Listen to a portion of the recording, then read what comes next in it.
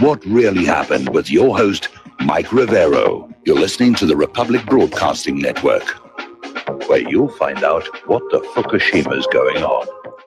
And aloha, America. Welcome to our show today. It is Friday, June 1st, 2018. Thank goodness it's Friday. Thank goodness it's Friday. June is busting out all over. Actually, June is our next door neighbor, and she wears these really tiny bikinis. So, as we get into the summer spirit here and, start thinking about the pleasantries of summer for those places still, not under snow. We've got a lot of stuff to talk about today. The phone lines are open, 800-313-9443. Mike is in our control room, ready to put you on the air with your comments and questions. And for those of you who are watching on YouTube, you can see that the office is not configured for second person, and the Lady Claire will not be with us in our third hour. She was with us hour number 3 on Monday, but she decided she wanted a little more time to work on writing her music, and of course, how could I, say no to that? So she sends her best, and she's in the next room on over, headsets in place, just working away at creating new music. Okay, let's get on back to what happened in Israel and Palestine. It's still going on. The marches are still taking place. People are still being shot. In fact, apparently, Israeli snipers shot and killed a Palestinian nurse, Razan Najjar, and she was on duty. She was there to help treat the people who were being wounded, and she was shot in the upper torso and killed, 21 years old. So it's still ongoing. This is not over. And Israel is refusing to back down, even though the optics are looking really, really bad. And there was an article that came on out from Middle East Eye asking if Gaza's Great Return March massacre represents a turning point. And I think it does, because of all the normally silent people who came on out and criticized what Israel was doing. And I had a little experience with this myself. After yesterday's show, I did an interview for a local radio station here in Hawaii. And I've been a guest on their show off and on going back 15 years.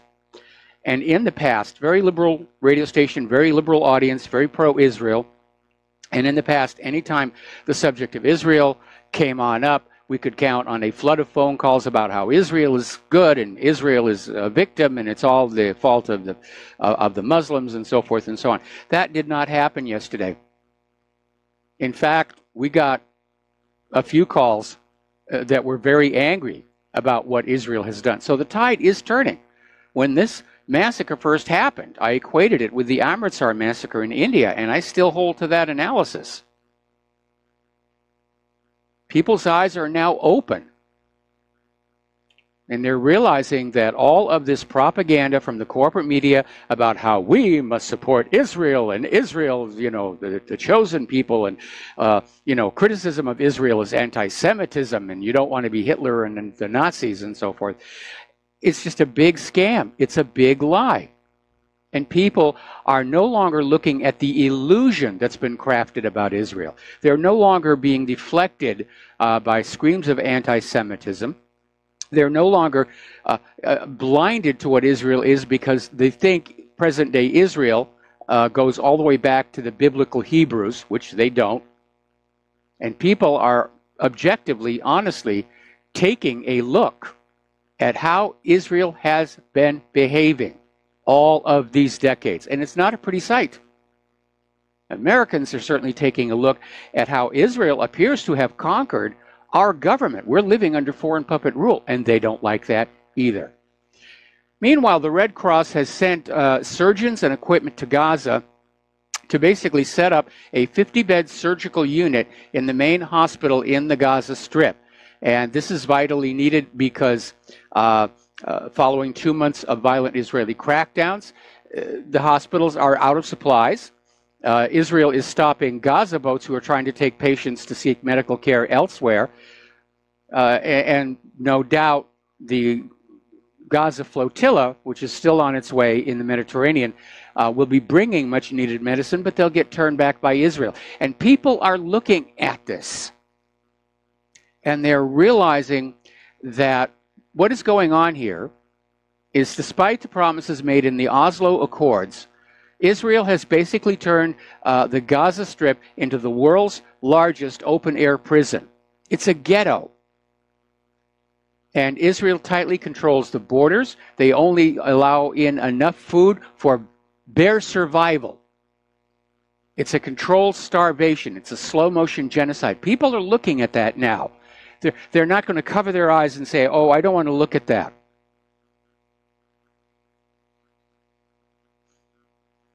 Now, the Gaza Palestinians are planning more protests. They're going to continue the marches.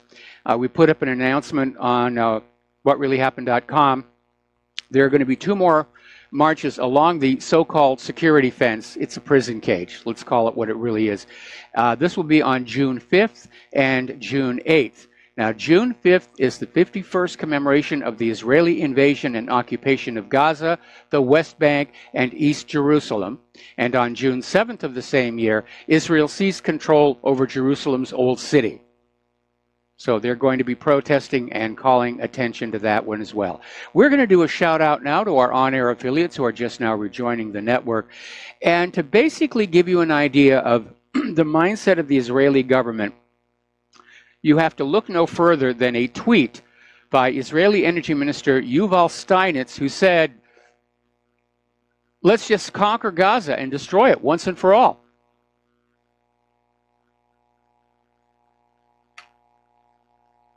So the world is waking up, and they're realizing the extent to which they've been lied to by Israel, by the corporate media, by our own government. It's not a pretty picture. People are upset. I could hear it on the phone calls. The United Nations chief is out there saying that there are growing troubles in the Palestinian refugee camps in Lebanon following Donald Trump's cut to U.S. foreign aid. And the UN is saying this could lead to a new conflict. People get hungry enough, they're going to start attacking nearby settlements, just trying to get food. And maybe that's what Israel and Trump want, because all of this provocation that we're seeing, all of these attacks, it almost looks like Netanyahu wants a third intifada so that he can justify going on in, taking more of the West Bank, taking all of Gaza back, despite the 2005 agreement that Israel was supposed to stay out. And you know, distract the media, distract the public from his supposedly imminent indictment for corruption. Israel has once again decided to demolish a Palestinian Bedouin village, and the European Union is asking Israel to reconsider that decision, saying it undermines prospects for a lasting peace. Well, yeah, of course it does. When you go into somebody else's country and start just grabbing the land and building homes for your people who are moving in, it is undermining lasting peace, whether you're doing it in the West Bank or the Golan Heights. But Israel doesn't want peace in the Middle East. They want the entire Middle East all in one piece for themselves. And Israel has just approved another 2,000 settlement units in the West Bank, all of them illegal under international law. And since Donald Trump came to office, Israel has approved construction of more than 14,000 settlement units. And if you look where these settlements are being built, they are set up to make sure there is no contiguous block of land left on which a Palestinian state could exist. They're trying to basically just carve up the West Bank into little tiny pieces. Now, here's a bizarre story. This came out of Ynet News. Israel is promising to invest in the neglected Palestinian areas in Jerusalem. And Israel has announced it as a groundbreaking program that will invest hundreds of millions of dollars in long neglected Palestinian neighborhoods of East Jerusalem. Now, I don't think they're doing this out of the goodness of their heart. I think what they're going to do is they're going to fix up these neighborhoods wait for property values and rents to skyrocket to the point where the Palestinians who live there can't afford to live there anymore. That's what I think is going on. Today at the Security Council, Kuwait submitted their resolution to protect Gazans from Israeli high crimes, citing the continued excessive use of force against peaceful demonstrators by the IDF. Washington vetoed it, and Nikki Haley described it as grossly one-sided. Nikki, I'm sorry, which side has the sniper rifles and the exploding bullets, and which side has the protest signs? Boy, we need drug testing for our UN ambassadors, I think. But it's just bald-faced lies, and apparently Washington says they will veto the Kuwaiti resolution or any similar resolution to protect the Gazans from Israel unless it is amended to basically say it's all Gaza's fault. And I don't think anybody's going to fall for that one anymore. So the Trump regime has asked pro-Western UN Secretary General Antonio Guterres to submit undefined recommendations on Gaza within 60 days, which means nothing will be done. And I am frankly ashamed of Donald Trump and Nikki Haley for still protecting Israel's aggressions after this bloody massacre. This is not a war, despite what Israel says. These people are encaged. They're being starved. When you hear the stories of World War II, you always get treated to the Warsaw Ghetto and how the Jews in the Warsaw Ghetto suffered so hard. They were kept prisoner in there. They were starved in there. Oh, it was horrible. Well, I agree. It was. But that doesn't mean that it's okay for Israel to treat the Gazans exactly the same way. In fact, you would think that had that Warsaw Ghetto situation really been that traumatic, that maybe Israelis, at least the older ones, would have a little more empathy and sympathy and say, what we are doing is wrong. Now, as you know, there was a delegation of Democratic members of the U.S. House of Representatives that visited Israel 2 months ago in protest of Trump administration policies toward Israel, and was led by Nancy Pelosi. But interestingly enough, Palestinian President Mahmoud Abbas refused to meet with them, even though they were being critical of Trump. That may have been a bit of a diplomatic whoopsie on his part. Up in Syria, Bashar Assad is starting to give a lot of TV interviews, and he's starting to talk like a man who knows he's won his war.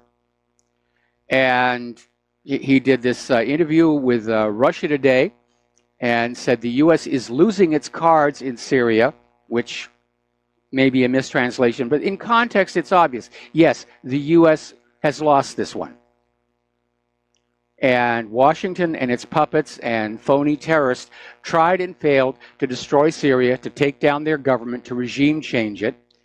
And Assad is saying, basically, it's time for the U.S. to leave. And he is hoping that the United States will agree to leave. But he says, failing that, that force will be applied. So he is really talking tough.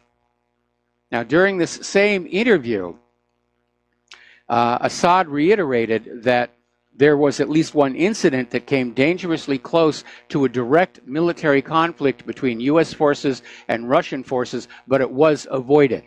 The question is, if the United States refuses a request to leave Syria, and they will,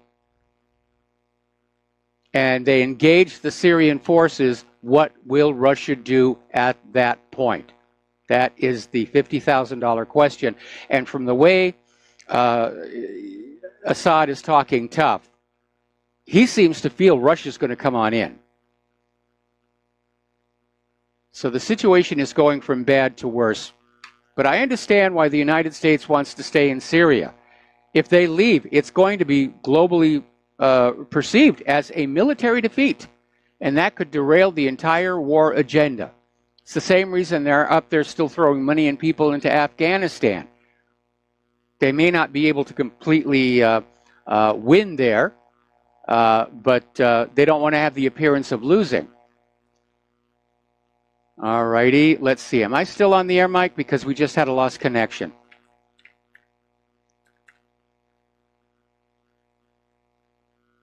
Okay. Am I on the air, Mike? I do not hear you, Mike, and I don't know if I'm getting out. We just had a brief cable outage. Okay.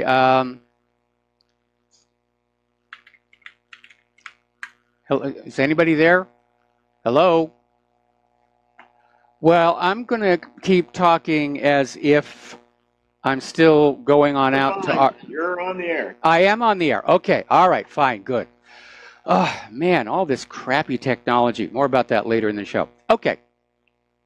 So Assad is talking tough about getting U.S. forces out of Syria. And it needs to be remembered that the United States never had either an invitation or permission of the Syrian government to even be in Syria in the first place, let alone stand around, build military bases, and dictate to Syria's government where and when they can go in their own country.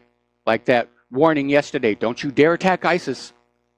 Don't you dare attack ISIS. Bad things will happen if you attack ISIS.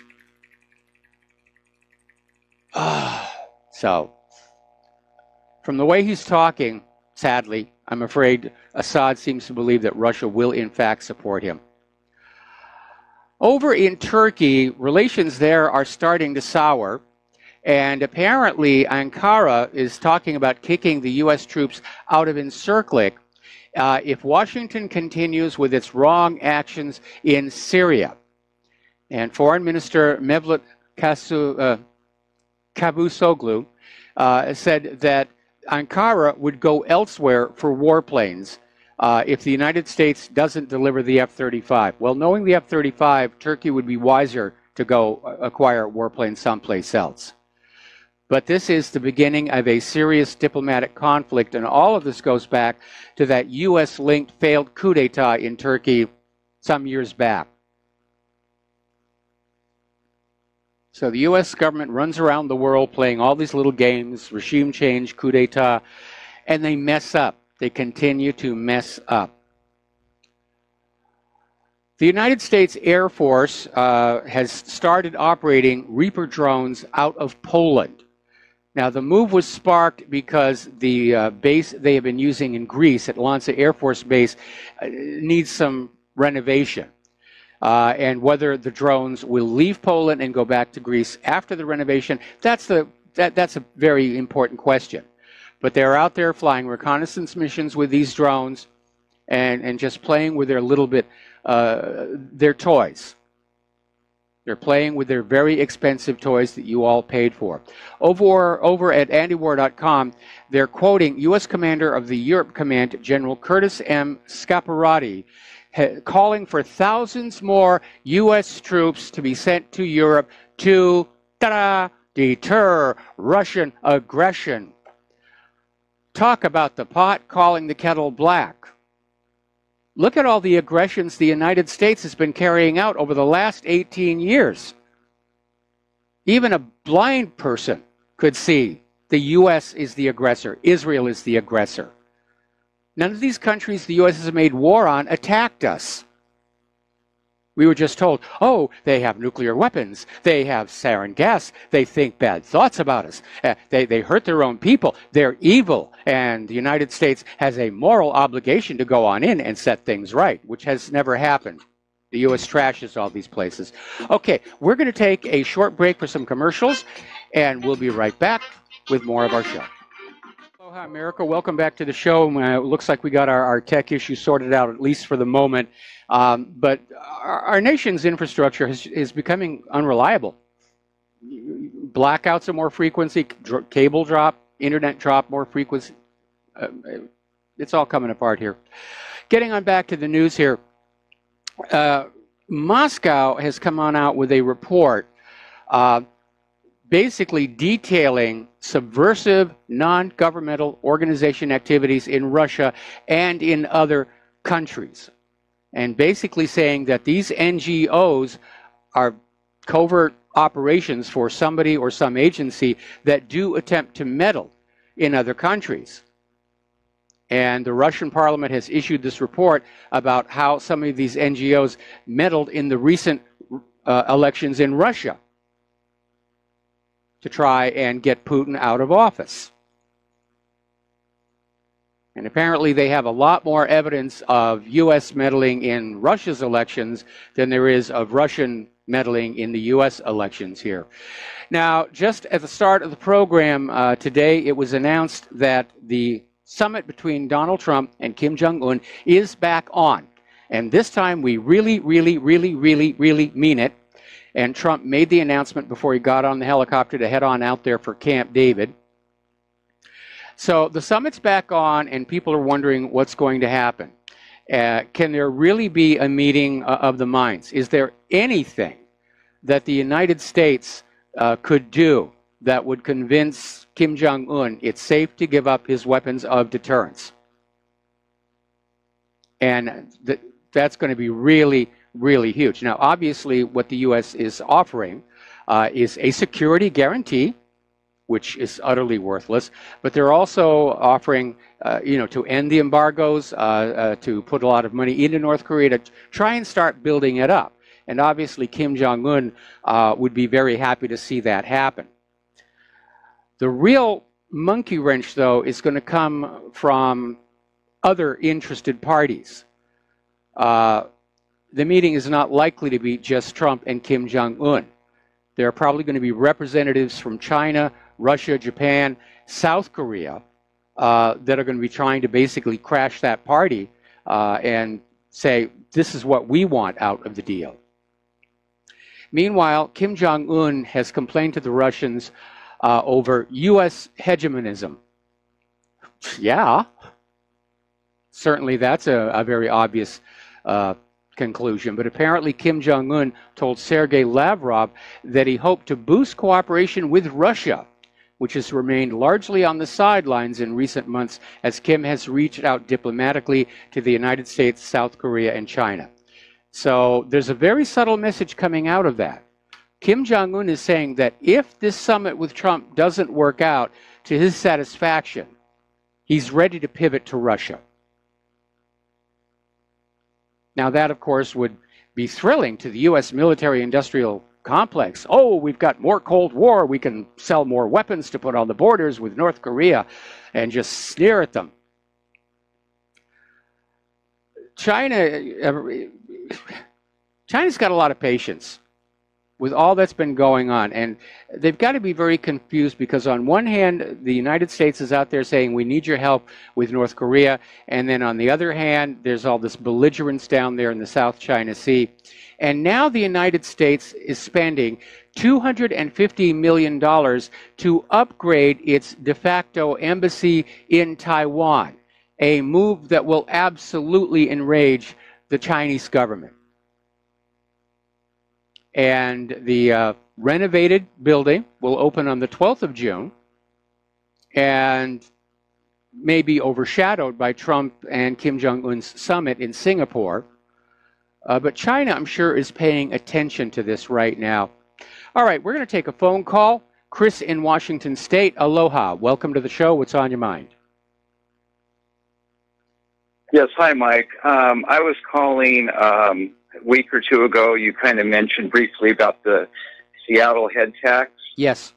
And Starbucks was upset because the city council in Seattle was trying to stiff any corporation, the bigger ones, of course. Amazon's the one that got all the publicity, but it turned out to be $275 a head.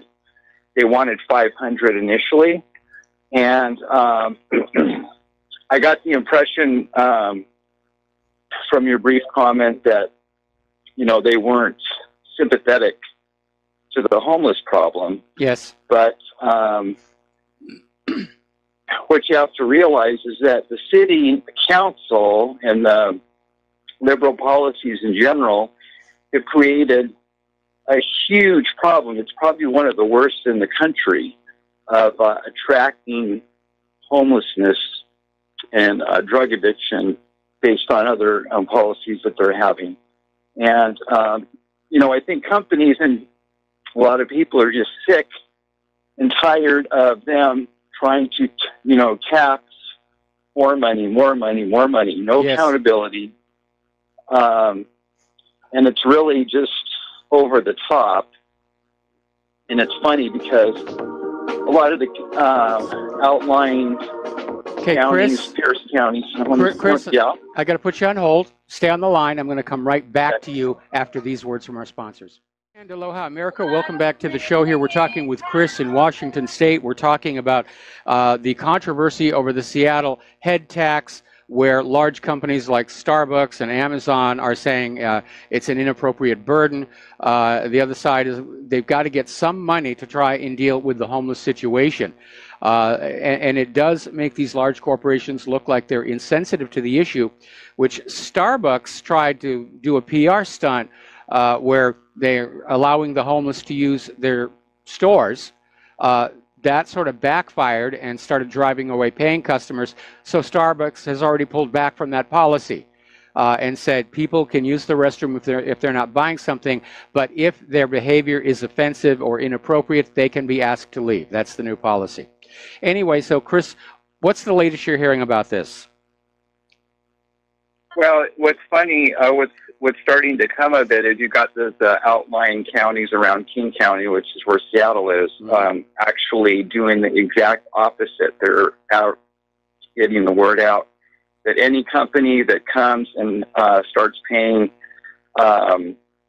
living wage jobs, I think it's $60K plus a year, they're going to give them tax credits of $275, which is, what Seattle's charging them. Yes. And I heard a guy on the radio that was interviewing an economic advisor or whatever from Phoenix, Arizona, and they're doing the same thing. So they're doing the exact opposite because they realize they need business in their cities and they're not an enemy and you can't just tax them, to the gills.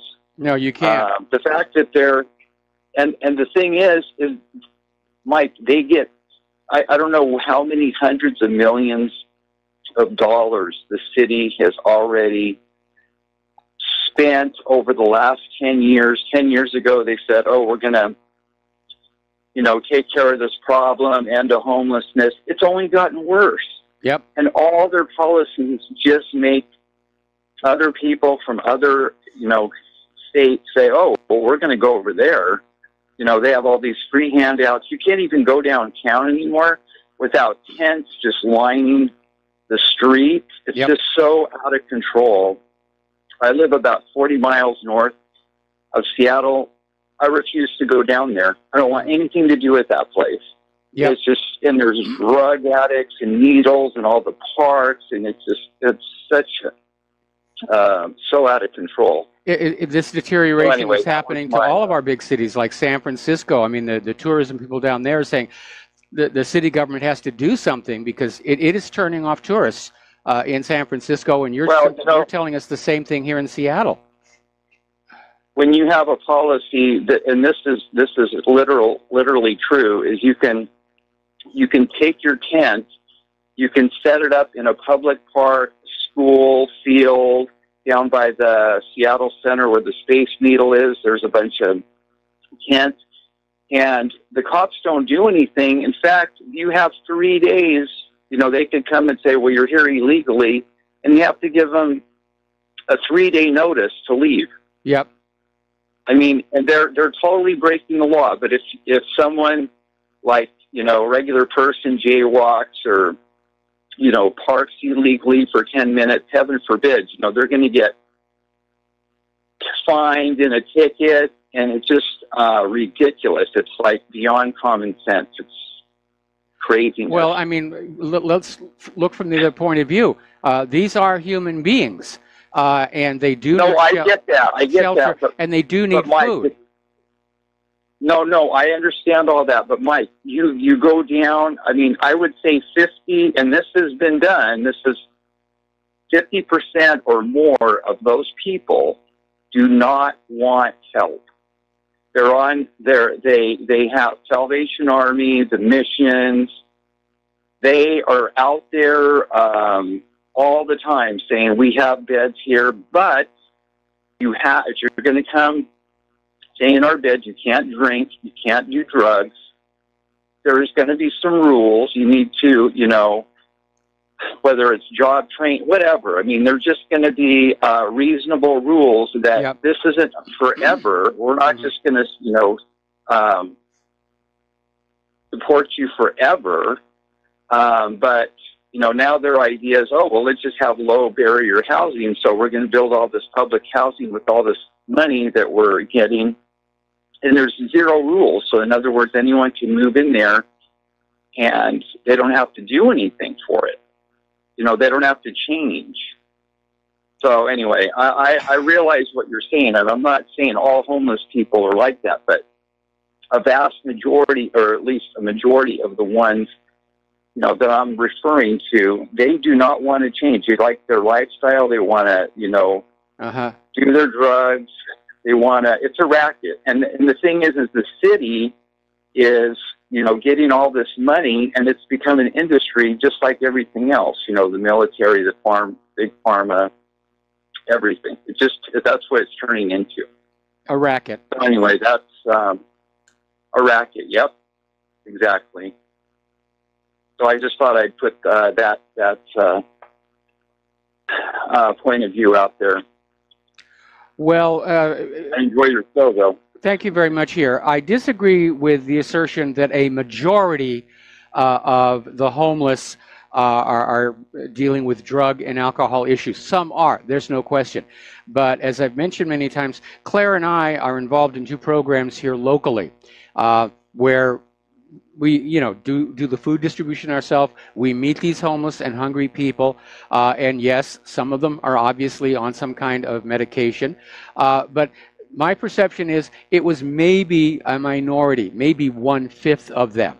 All right, so they don't want to change, and that's fine. They can go on down and live off the middle lock of Pearl Harbor here. But we have to find some way of getting that remaining 4/5 who did not become homeless because of anything they did, but because of the mismanagement of our economy.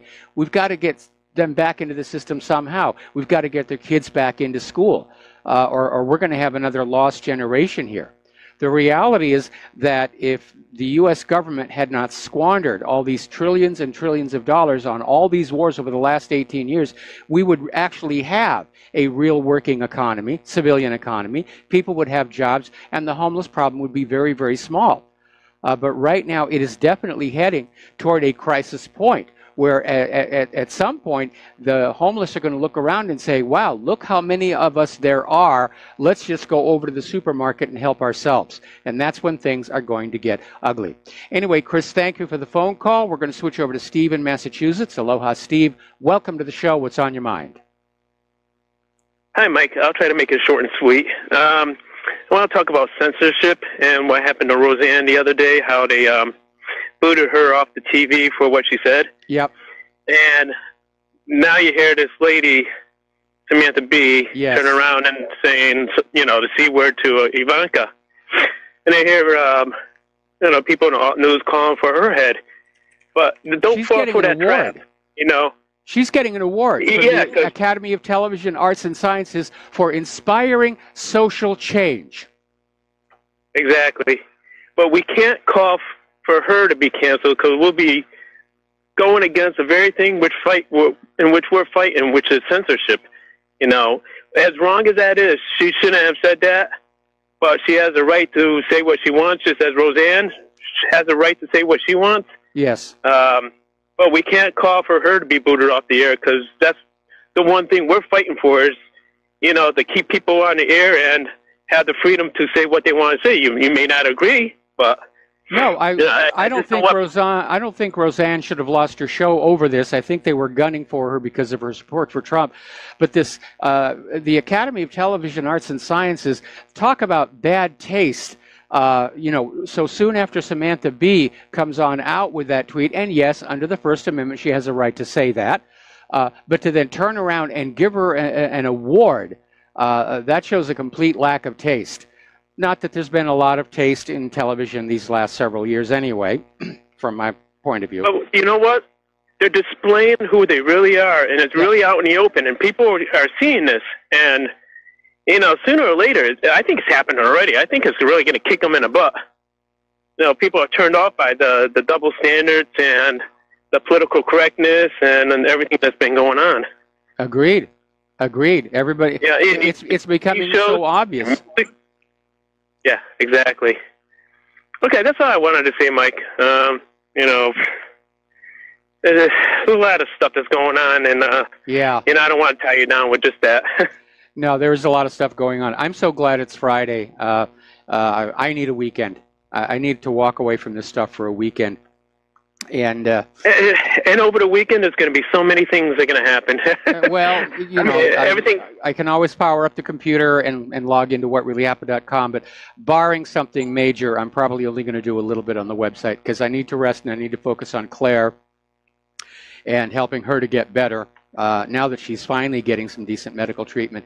Anyway, Steve, thank you for the phone call. We're going to let you go and switch over Mike. to Dustin in New Jersey.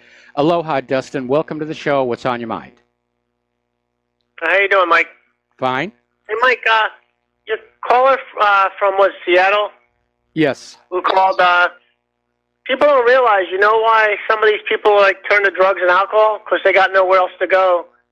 You know, if their wages kept up with inflation and, you know, and these companies weren't like paying such little wages like Walmart, they would hire, you know, they would pay better. So, you know, more people come in to buy stuff. Yes. You know, they'd have money.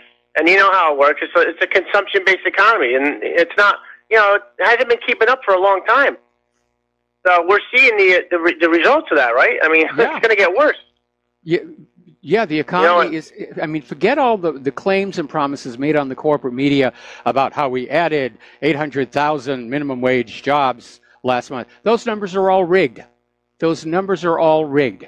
If you go over to the Department of Labor statistics and you look at the actual participation rate, in other words, the percentage of Americans willing and able to work who actually have jobs, it's only at about 60%.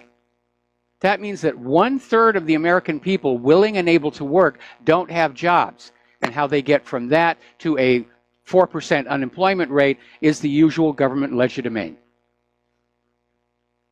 Yeah, if they say they added 200 and something thousand, well, what about the other 800,000 that they lost? They don't tell you that number. No, they don't. If you look at all the stores, like, I mean, the Sears is closing another 72 stores. Yes. Like, where are these people going to go? We're probably going to lose our Sears down here at the bottom of the hill. And, you know, we've lost so many stores around here. Toys R Us is gone. Babies R Us is gone. You know, we're hearing Sears is going to be gone. And it's, wow, it's getting a little scary out there. And Mike, on Samantha Bee and Roseanne, this is just another result. It doesn't matter what side you're on. It's a decadent society. There's no morals anymore. You get Congress and the Senate and the President, they're just saying crazy stuff. There's no critical thinking skills anymore, these people. No, there isn't. And it's like the entire Congress, they're on some kind of psychological medication. You know, they've got a pharmacy right there in the building, so, you know, they've got access to pills. It's amazing, though. It's just decadent, Mike. Like, you know, like I said, if we had an HD video camera back in the Roman days, we'd see how they ended, you know, very, very badly. Oh, yeah. You know, but, started the Dark Ages. Yeah, I mean, hey, Mike, real quick, I wanted to mention, I don't know if you heard this, that Turkey was interested in buying the Su-57 from Russia yes. already. Yeah, we mentioned that a little earlier in the show. Yeah, which is didn't Congress or the Senate vote against, like, selling the F-35 to Turkey not too long ago? Yeah, that's basically that issue, and it's created a diplomatic crisis with Turkey. Turkey and Erdogan, they're definitely the loose cannon on deck in that part of the world. Yeah, I don't know if you know this, but the Russia and India they co-developed the Su-57. It was a joint venture, just like the BrahMos anti-ship missile, which they got a new one coming out, the BrahMos 2. That was a joint venture. Yeah. You know, so I mean, India, believe it or not, they're very smart people. You know, they have some technical prowess. I mean, that's all I wanted to say, Mike, today. No, Indians are just naturally very, very bright. They produced a number of very famous scientists, mathematicians, like Srinivasa Ramanujan. Okay, so Dustin, thank you very much for the call. We're going to switch over to Al in Canada. Aloha, Al. Welcome to the show. What's on your mind? Hi, Mike. I wanted to go back to poverty again. They're talking, in Seattle about building some public housing, I guess they'd call it. Mm-hmm. We have a lot of that up here in Canada, and let me tell you, they turn into dumps. Yes. Obviously, because the people are poor, and I don't really. When I say this, I'm not casting any. I don't want to seem like I'm a heartless person, but you are who you hang with, and poverty begets poverty, especially in a society where the jobs are diminishing, they're being taken over by automation. In your country, you have obviously the huge military, but in Canada, we don't have that. We just have an irresponsible government that likes to spend beyond its means for no particular reason. We get nothing for it. So. I mean, it's only going to get worse. Yes. It's like you've talked about before about, it's time that the government steps in and says, you know what, we don't need these banks anymore. We're going to control the currency. We're going to issue it, and we're going to use it, basically as it was supposed to be. It's just a bartering tool. It's not something that people should, get rich off of. If you and I make a transaction, no one else should be involved. I don't see any way forward. I mean, the jobs are disappearing, and it's not just the offshoring, it is automation. They're just disappearing. Well, there's nothing that anyone can do about it. The consumer economy is in a state of collapse right now, and every time another Sears shuts down, whoever is working in the factories that were supplying those products, they get to go home and not come back. Now, that may be in a foreign country, like in the case of Walmart, but there are some American suppliers who are being affected by this. And that's another reason the economy is locking up. It's been strangled to death by the war spending, just like happened to the former Soviet Union. And that's why I'm still convinced this country's not going to hold together. They're basically lying through their teeth about the state of the economy to try and keep these wars going. And it's an insane path. We're going to lose this one. Anyway, Al, I got to let you go. We got to take a break for commercial. We'll be right back. And aloha, America. Welcome back to the show. We're going to go back to the telephones. Mike in Chicago. Aloha. Welcome to the show. What's on your mind today? Everybody was talking about the homeless today, and I've lived in the same area here in South Chicago for my whole life, and just in the past I would say 5 years, I've seen people at the street lights holding a box that'll say something like, "Please help! I have a family. I'm homeless. Give me anything you can." And I've never seen that. I mean, I've seen that more and more and more. And then the jobs report comes out today, and like you were talking with the other caller about, what about people that aren't participating? It's huge. It's like millions and millions and millions of people aren't participating. It's just something's wrong. And what jobs? I drive down the street, and I drive past McDonald's, and it says, we're hiring, and it says $9.25, between $9.25 and $10 an hour. And Mike, I made $9.25 an hour back in 1985. Working for UPS. That was 38 years ago. I made $9.20. Are you serious? I mean, how are you going to pay anything? Gas is, I don't know what gas is by you. Free something. I mean, you got food. It's gone up 500% in the years. Yeah, what jobs are they talking about here? It's just crazy. We only have service-oriented jobs, and this automation in trucking, for example, isn't really here, and it probably will not be here for a while.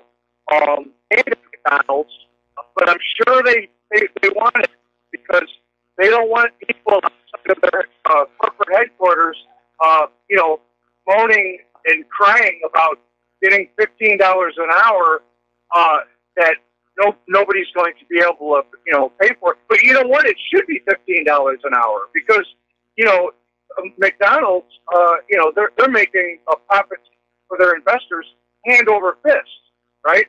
Yes. But again, all these things are a problem until they're not a problem until they're going to be a problem.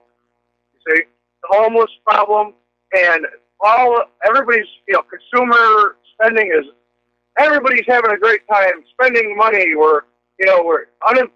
Everybody's, unemployment is great. Everything's great. Well, the bankers love that too. The bankers love that everything is great. You know why? Because the debt keeps pouring on and pouring on and pouring on. And the people, the bond market, which is way bigger than the stock market, is starting to see, wait a minute, this party, there's so much money that's being, borrowed, and there's so much debt. Yeah, there is, and that's the way the bankers maintain control. Mike, I'm going to have to let you go. We've got a flaky phone connection for some reason, and we got to do a station identification. So we'll be right back with more phone calls. And aloha, America. Welcome back to our show, hour number 2. The phone lines are open, 800-313-9443. And before we take another phone call, I want to explain something very fundamental about economic systems. Now, the economic system that this nation was started with is naturally stable because the money is created by the government. It's spent into circulation to buy what the government needs. It flows through commerce without accruing interest. It's taxed back by the government at the same amount to balance the books and close the cycle. That's a stable system.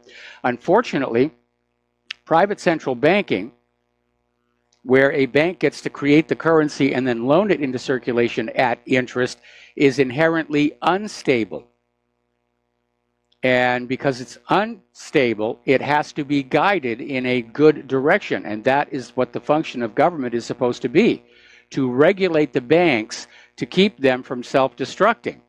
But as our government got more and more corrupt and in the pockets of the bankers, starting with the repeal of Glass-Steagall, which led to the 2008 meltdown, now it's just become a free-for-all.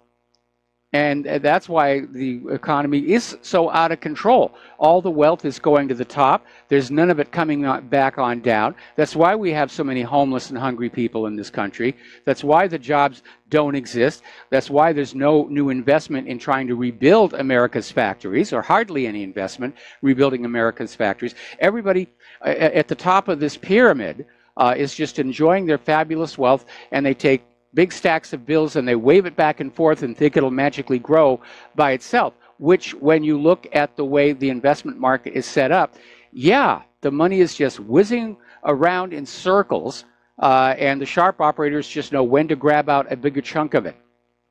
If you haven't seen the movie Wolf of Wall Street, you need to. Now, it's not for children, but it is based on a true story.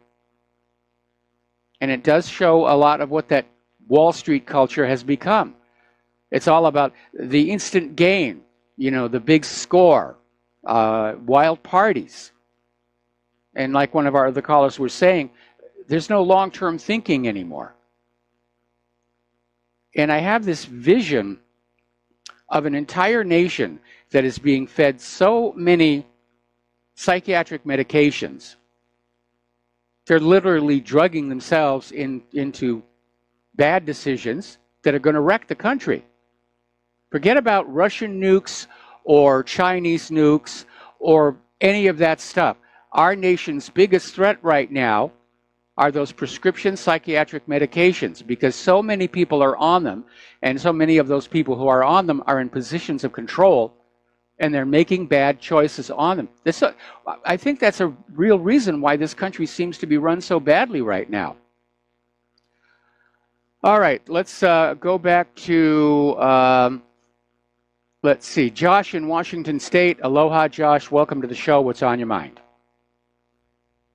Aloha, Mike. Hope you're doing okay down in Hawaii. That volcano is really crazy. You're saying that there's so much sulfur in the air it stings your eyes? Yeah, it's like a bad day in Los Angeles, but you know, we're on a different island, and even on the Big Island, the lava flow is just a very, very tiny corner of it, and unfortunately, the media coverage, I think, has given a false impression that the entire Big Island is erupting, and that is certainly not true here. But Claire and I live on Oahu, which means we are living halfway between the part of the state that got flooded and the part of the state that's on fire. Well, that's good to hear. I hope you guys are safe, and I wish you well, and I hope your wife gets better over the weekend. It's taking a long time, but now we know what we're dealing with, and it is going to take a long time, and she's banned from housework until further notice. Yeah, I do all the house chores myself here.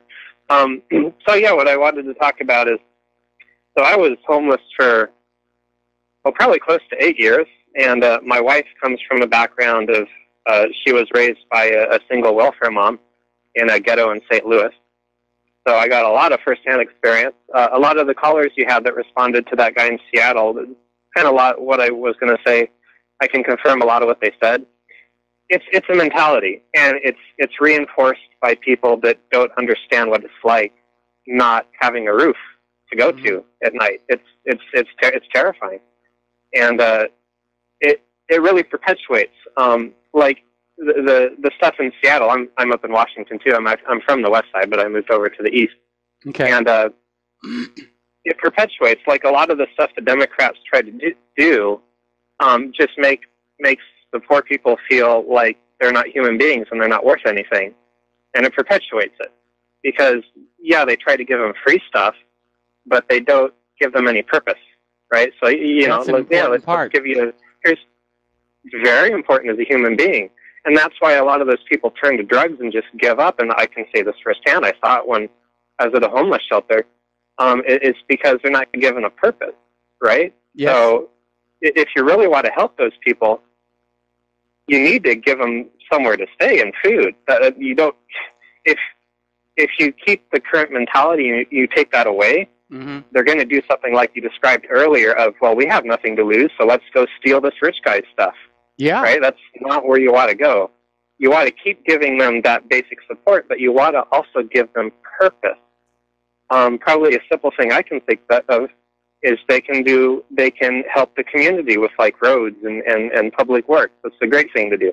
Yes. But that's the thing that's missing. They're not given purpose. And that's just, I think, because we've gone so far down this like consumerist, capitalist path of, if you don't get a corporate job and you're a good little corporate worker, then there's something wrong with you, right? Like if you're doing public work, that's garbage. You're just a garbage human being. So that's my input about that one.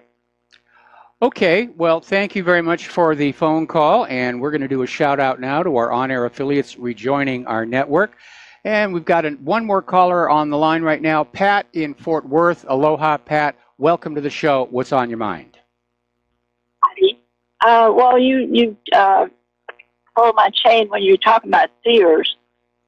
And I think a lot of businesses go under because they have poor customer service. It's not the economy. It's not the president. It's nothing but poor customer service. I'm old enough to know that 40 years they have a bad reputation. They would fire their employees just before they retired so they wouldn't have to pay retirement.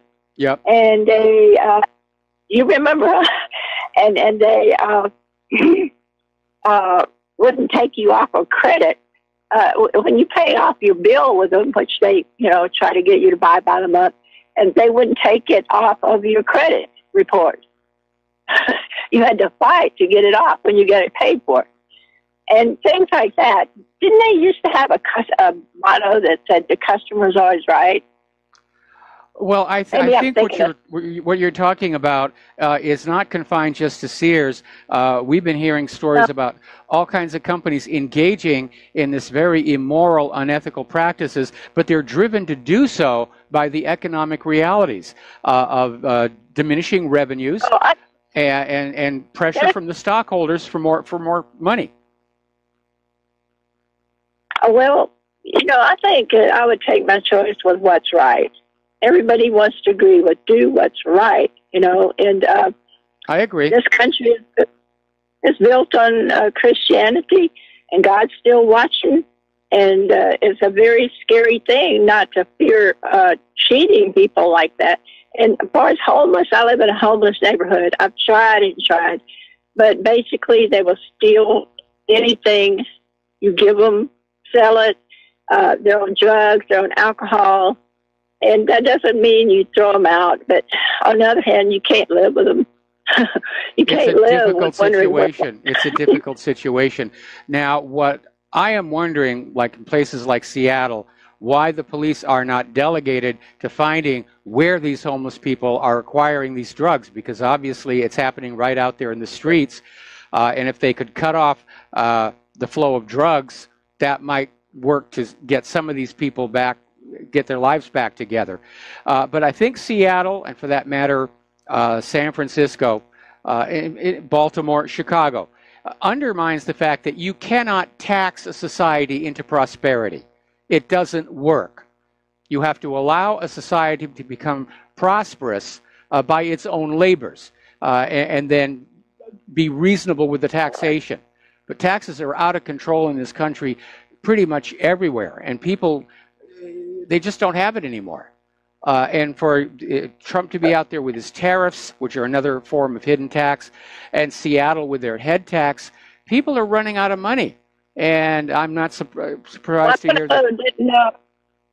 Didn't he get one? Didn't he win one? Says China's up here talking about relaxing tariffs because of the deficit, the trade deficit this week. Today, did you hear that?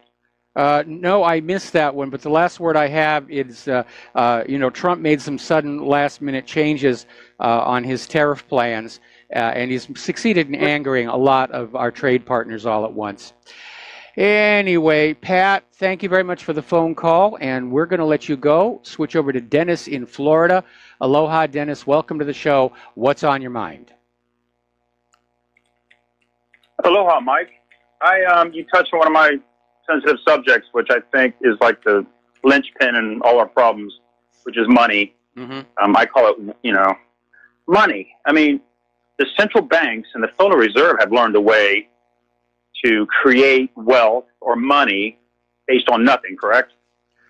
Well, they create currency. They create a note out of thin air, but it doesn't really represent wealth until they acquire enough of that ink and paper where they can start to use it to purchase hard, tangible assets, real estate, homes, farms, factories, gold, silver. Well, I agree, that is wealth, but they have the power to create notes, papers that can buy that wealth, right? Yes. Yes. Okay. That's what we need to take back. We need to take back that power to create wealth. Yes. Take it back from the Federal Reserve and the central banks. I mean, that's a monumental task. There's no way in the world they will allow it. They'll burn this whole nation down, the whole world down before they allow that to happen. Oh, yeah, they are that desperate. They are that desperate. I mean, Congress can rescind the charter of the Federal Reserve at any time they want to, but they're not going to do it because the Federal Reserve and Wall Street are very, very generous campaign contributors every election cycle. And I'm sure as we head into November that those checks are already being written to make sure Congress remains obedient and worshipful to Mammon. Yes, and if you had any backbone to stand up and say, well, I don't really need your money, I'm going to just do the right thing, then you have other forms of persuasion to get you to see it their way, correct? That's basically it. I mean, we talk about different systems, whether capitalism is good or bad, or communism is good or bad, or fascism is good or bad. Any system is only as good or bad as the people who are at the very top. And the founding fathers of this country understood that politics attracts the kind of people who should not be allowed to have political power. And that's why they set up a three-branch government with checks and balances. But over time, all of that has been chipped away, and our government has basically devolved into a fascist economic dictatorship where the love of money is the ruination of us all. And Congress, the people who are in Congress, they're there to make money. They're there to just, have a lot of fun, play with the interns, and make as much money as they can.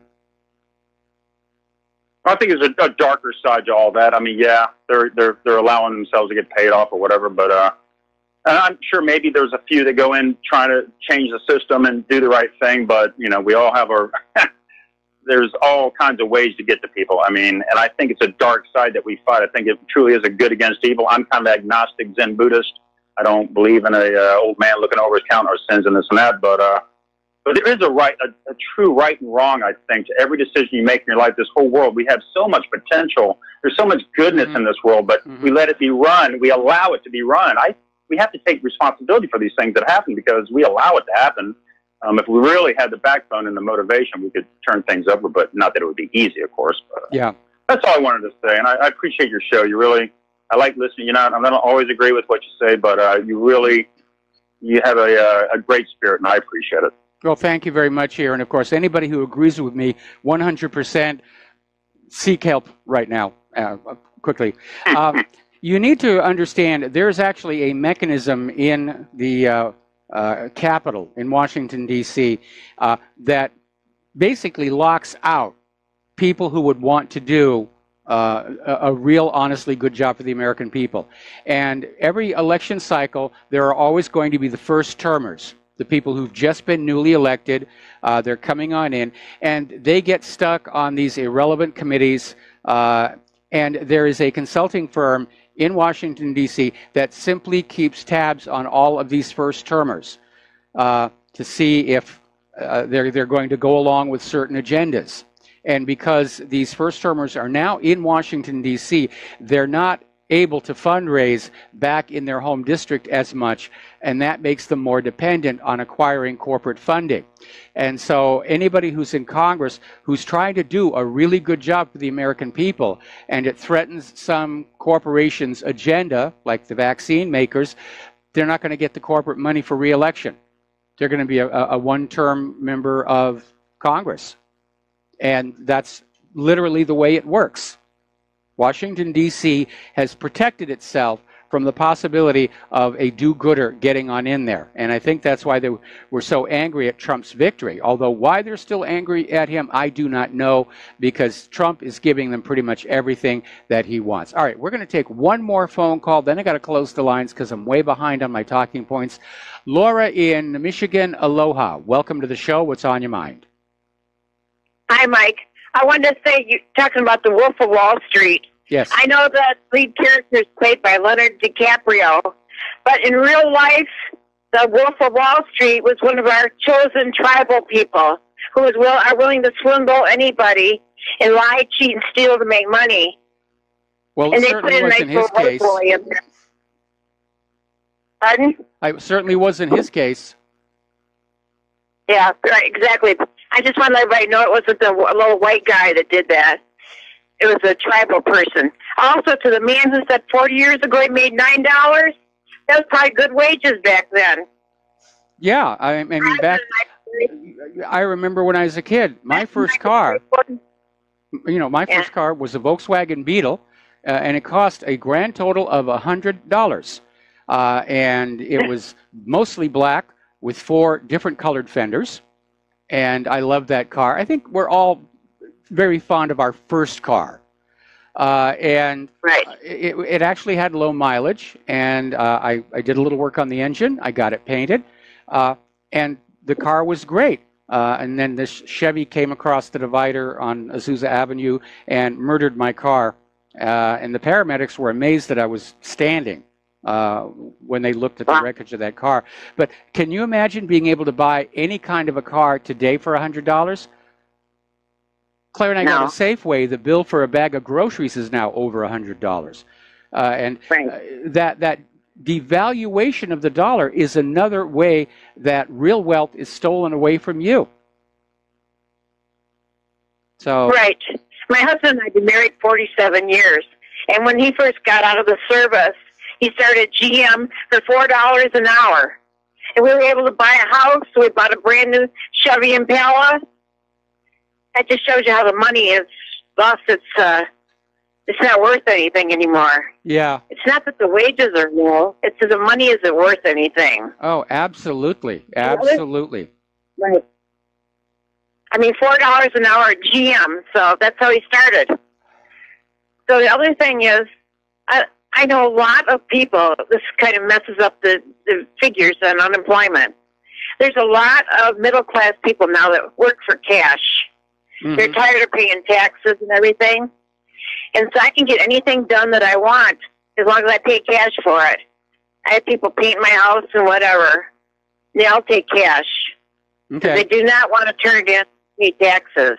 Yep. So that number, so when you see, you think there's a lot of unemployed people, they may be working, but they're working for cash, and they don't show up on the books. Yep. I understand there are a lot of people, and it's not like they want to be cheating the system. It's they have no choice because otherwise they become hungry and homeless. All right, well, Laura, we're going to let you go, and then we're going to take a break for commercials. And we're going to close the phone lines for a while because I got a bunch of stuff to share with you. We'll be right back. And aloha, America. Welcome back to the show. And we've closed the phone lines for a while. We may reopen them in the third hour, but I'm just so far behind them with talking points. So we're looking at what's going on in the various war theaters around the world. And as you know, there is a growing tension, if you will, over China having built up artificially these islands in the South China Sea, and it's called the South China Sea for a reason. And the U.S. is accusing China of militarizing these islands by putting runways on them. Well, runways mean warplanes. Could also mean transport planes, passenger planes. Who the heck really knows here? But apparently, the people who are seriously thinking about an eventual war with China are saying those islands are going to have to be taken. And Lieutenant General Kenneth F. McKenzie, Jr., came on out literally saying that taking down islands in the Western Pacific is a core competency. Now, maybe he's been watching a few too many World War II, War in the Pacific movies because it wasn't all that easy to do. And in point of fact, they never really finished the island hopping campaign because they dropped the bombs on Hiroshima and Nagasaki. But this guy is already out there talking tough, saying, yes, we can take down these islands here. I'd be a little cautious about talking tough right now because as it turns out, the Navy's brand new aircraft carrier, the USS the USS Gerald R. Ford, has yet another major drivetrain problem. This one apparently with the ship's turbines that take the steam being generated by the nuclear reactors and turning it into rotations for the ship. So on its way back to dry dock, and they're talking huge amounts of money to fix this ship, which already experts are saying has got so many problems that it may never actually be able to work in a real combat situation. But boy, it sure looks good in parades. And we're about to have one here in Hawaii because the U.S. Navy's just announced RIMPAC for this year. It's held every 2 years here in and around Hawaii. It's going to run from June 27th to August 2nd. And most of it will be here in Hawaii. Some of it will be off the coast of Southern California near San Diego. And they're going to run their exercises. And then on the very last day, they line up all the ships and they just have a little parade that goes past Waikiki and Honolulu and Pearl Harbor. So it also means the Navy will put on one heck of a fireworks show for the 4th of July over Pearl Harbor. And I doubt the USS Catastrophe will be available to join in the festivities, but it's an issue. Now, let's get on back to our good old friend, the F-35. The Marine Corps' F-35B fighters are among the oldest operating aircraft to come out of the Joint Strike Fighter program. And they're starting to get into some maintenance issues. A lot of these planes are just having to sit gathering dust because they can't get repair parts. Ground crews like to call them hangar queens. You know, they just stay in the hangar all the time, and maybe every once in a while they'll tow the plane out and then tow it back so the airplane doesn't start feeling too bad about itself. But apparently a big part of the problem is that along with the aircraft itself, they developed a new logistics maintenance system based on software that supposedly uses telemetry sent from the F-35 itself to decide what parts need to be ordered. And right now, the entire system is running years behind. And that's why so many of these planes are not able to fly. Now, in a real war situation, you can't wait for a part to be shipped on in. You've got to have plenty of parts sitting right there because these planes are going to get damaged in combat. Meanwhile, over at the Global Train and Equip counterterrorism programs, billions of taxpayer dollars and apparently stunning failures. Hasn't worked on out the way it was supposed to, just failure after failure after failure. And you're going to love this next one, especially if you're a shooting enthusiast. The Army is having to investigate their M4s and M16s. Apparently there was some kind of a modification that was put into these guns and it wasn't thoroughly tested out. Because apparently the guns can now fire on their own when the selector switch is moved between semi and auto. Now that's a big whoopsie, and so far they've identified 881 carbines that have this problem. They're going to have to check them all. And apparently the issue is that the selector switch doesn't really have a détente, and it may not actually be at the semi position. And if it isn't, you pull the trigger, nothing happens. And then if you move the selector either way, the gun goes off. Boy. All right, we're going to take a break for commercials. We'll be right back. And aloha, America. Welcome back to our show here.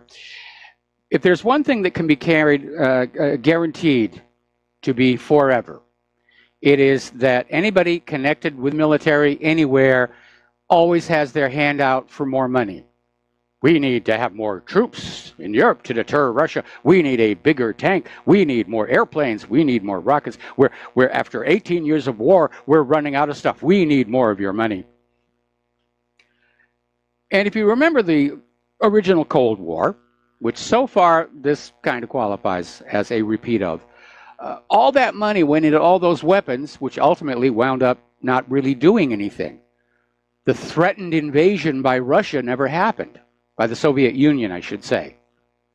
The Chinese didn't pour over our western shores. It was all booga-booga to get money for the military-industrial complex, as Eisenhower warned us. Well, the latest bag, and what's really kind of interesting is this is coming out of Defense News. And even they are saying this appears to just be another attempt to grab a larger piece of the defense budget.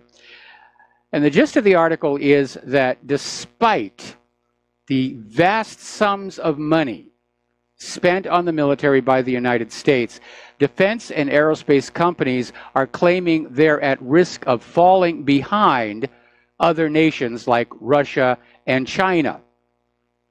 And so we got to have more money. But the article goes on to say that the issue isn't really the money, because these defense contractors are getting plenty of money. It's just that apparently for the last 2 decades, these companies are spending less on research and development than nearly every other industry. They just take the money and have the parties and support their various pet Congress critters. And that may be one of the reasons why so many of these weapons systems are performing so poorly. They're just slapdash thrown together. If you're looking at what happened at the USS Catastrophe, clearly those are engineering failures. They should not have even gone to metal before the designs were checked. That's what good engineering is all about. And yes, in every large project there are going to be unforeseen problems, but there do seem to be a lot in America's current weapons. So, turning to the domestic news here, Fox story just hit the banner on the last break. According to the New York Times, Democrats are trying to distance themselves from the Clintons for the coming November elections. And apparently Eric Holder is thinking about throwing his hat into the ring in 2020. Well, anyway, we'll see what happens. It's a long time off to 2020. Story coming on out here from Consortium News. And as each day passes, it's starting to become more and more clear what the real story was behind Russiagate. And we have this Cambridge academic come spy named Stephen Halper, who was paid, we are told, roughly $1 million to infiltrate the Trump campaign. Now, this guy has connections to both FBI and CIA, so now the role of U.S. intelligence agencies in crafting this Russiagate saga is coming into focus.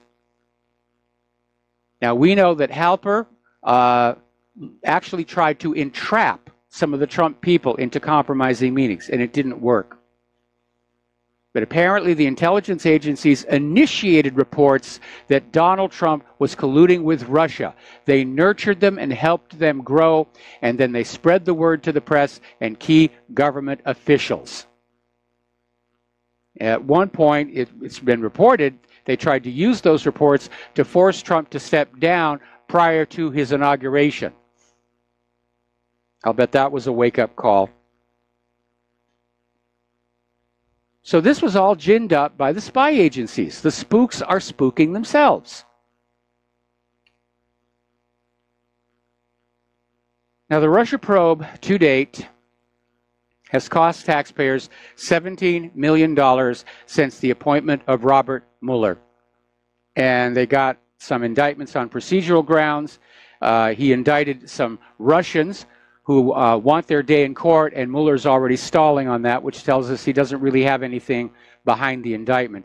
And the latest word we're getting now is that Lindsey Graham is calling on Rosenstein to recuse from the Mueller case. Now, we're hearing rumors, they're still unconfirmed, but rumors of an impending indictment against Andrew McCabe. And it looks to me like potential witnesses are being lined up and offered deals. Story coming out of Zero Hedge. Comey grilled as Fed seriously consider charging McCabe in criminal referral. And basically the issue is, did Andrew McCabe break the law when he lied to federal agents? Well, if he was under oath, certainly. But anyway, Grassley, Judiciary Chairman Chuck Grassley, has announced the hearings for the Inspector General report on the FBI misconduct relative to the Hillary Clinton email server will be held Tuesday, June 5th at 10 a.m. Eastern Time. And I don't know about you, but I'm going to be watching and recording that one. I'm sure everybody's all rehearsed. We already know that prior to some of these congressional hearings, people who are testifying, they're coordinating their testimony, which is obstruction of justice. But every once in a while, somebody will make a mistake. But it's time that somebody somewhere in Washington, D.C. actually do their job. Because what you are protecting is this hideously mutated monster that bears absolutely no resemblance to what the government of the United States of America is supposed to be. Okay, apparently Judicial Watch has discovered State Department records that show the Obama administration helped fund George Soros' left-wing political activities in Albania. So you have Obama meddling in Albania's internal affairs. But it's okay. We're the United States. It's our right to meddle in other countries. But if other countries do it to us, ooh, they're evil and they're bad. Let's talk about the economic news. And I know we talked a lot about the economy on the phone calls here. It really isn't a mess. And because the people who are in charge of that economic mess are currently profiting by it, it will not change until it comes crashing down. That's just the reality. Get prepared for it. If you're not a prepper, you need to start doing. Get silver, gold, get that pre-1964, they call it junk silver. You can buy bags of it on eBay. And you're buying the bag for the melt value. But the advantage of those coins is people will recognize those as a unit of value. All right, now, apparently savings rate has tumbled back near the record lows.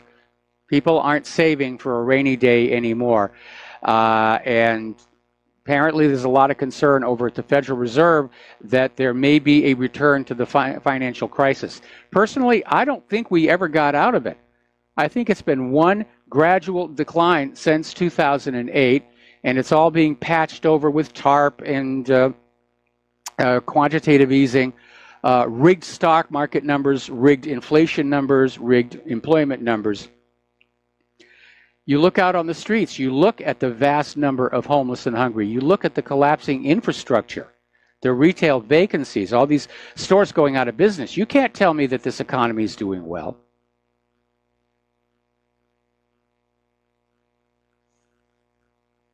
And to add fuel to the fire, Trump is out there with his tariff war, and the countries that are angered by all this are threatening to tariff back. Basically, Trump has started trade wars with China, the European Union, Canada, and Mexico. Basically covered the compass style. Now, who do tariffs really hurt? They hurt the consumers of the involved countries who have to pay steeper prices for products at a time when most people can't afford to pay more for what they're buying, which could in turn actually lead to a decline in sales. So the European Union is threatening to tax Harley-Davidson motorcycles and Kentucky bourbon. China is blasting U.S. protectionism over steel tariffs as Juncker welcomes the Chinese foreign minister to Brussels. So we may be seeing the EU start to pull away from the U.S. and pivot toward China for economic reasons. But the Trump administration announced a 25% tariff on steel imports and 11% tariff on aluminum imports. That's going to affect the airline industry, beer cans, buildings.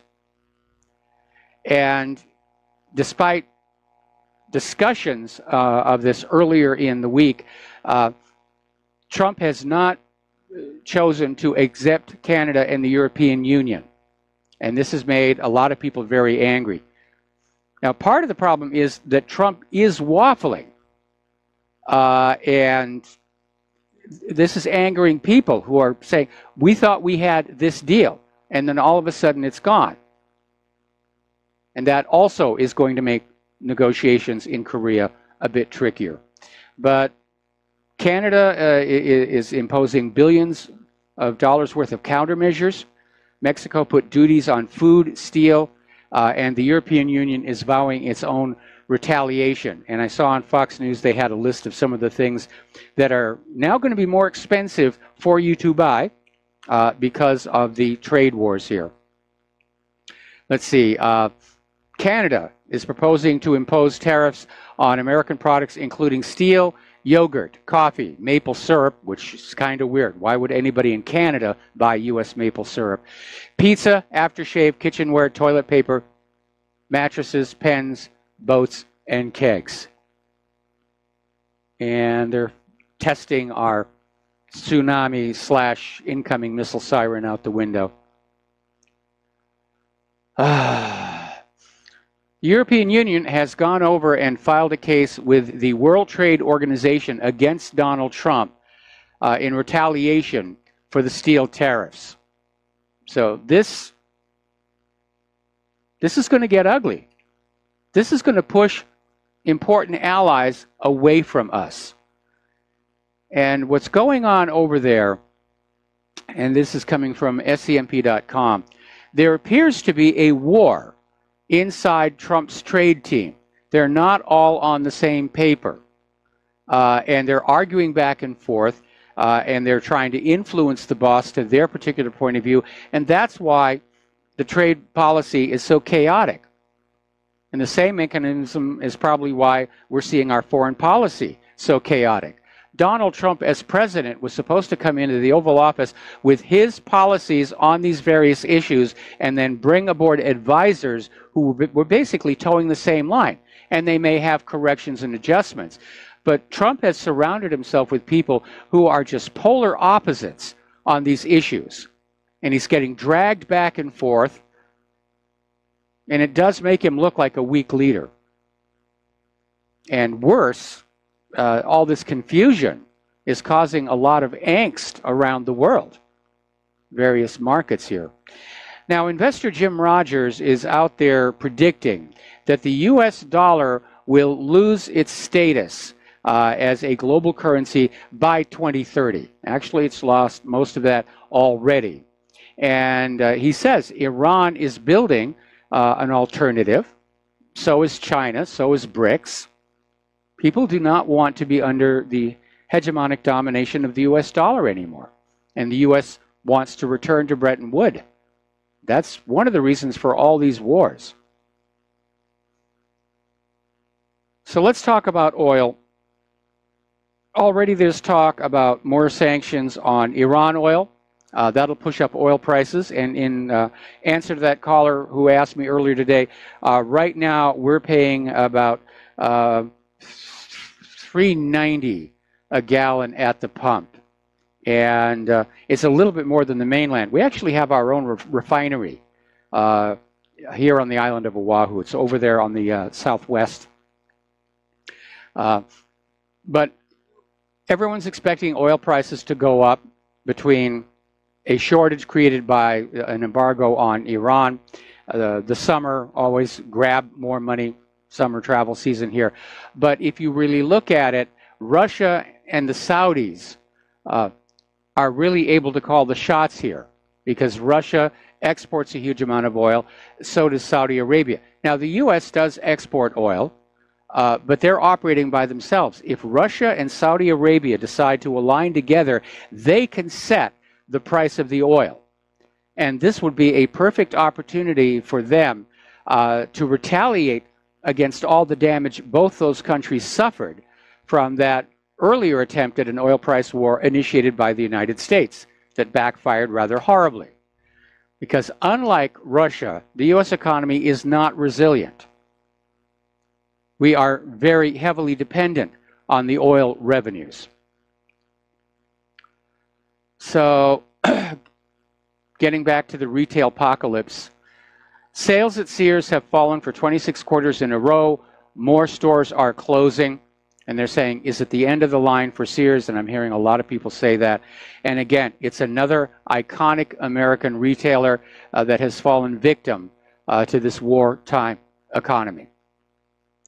And I remember when I was a kid, back when I was a kid, Sears was starting to open brick and mortar stores, but much of their business was still that mail order catalog.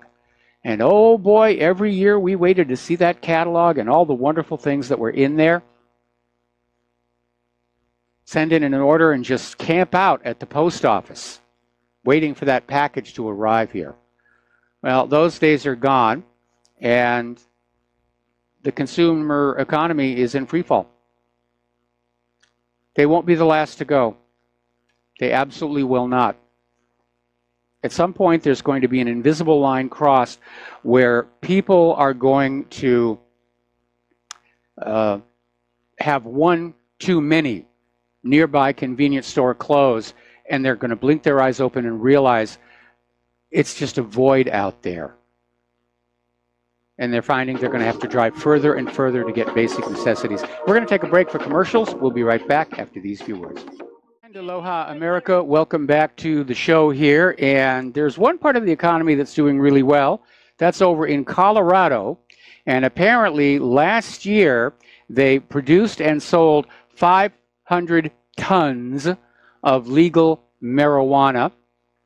And apparently they sold 11.1 million edibles, 411,000 pounds of flour, and a sharply increasing amount of marijuana concentrate last year. This is according to the Colorado Marijuana Enforcement Division's 2017 annual report that was released recently.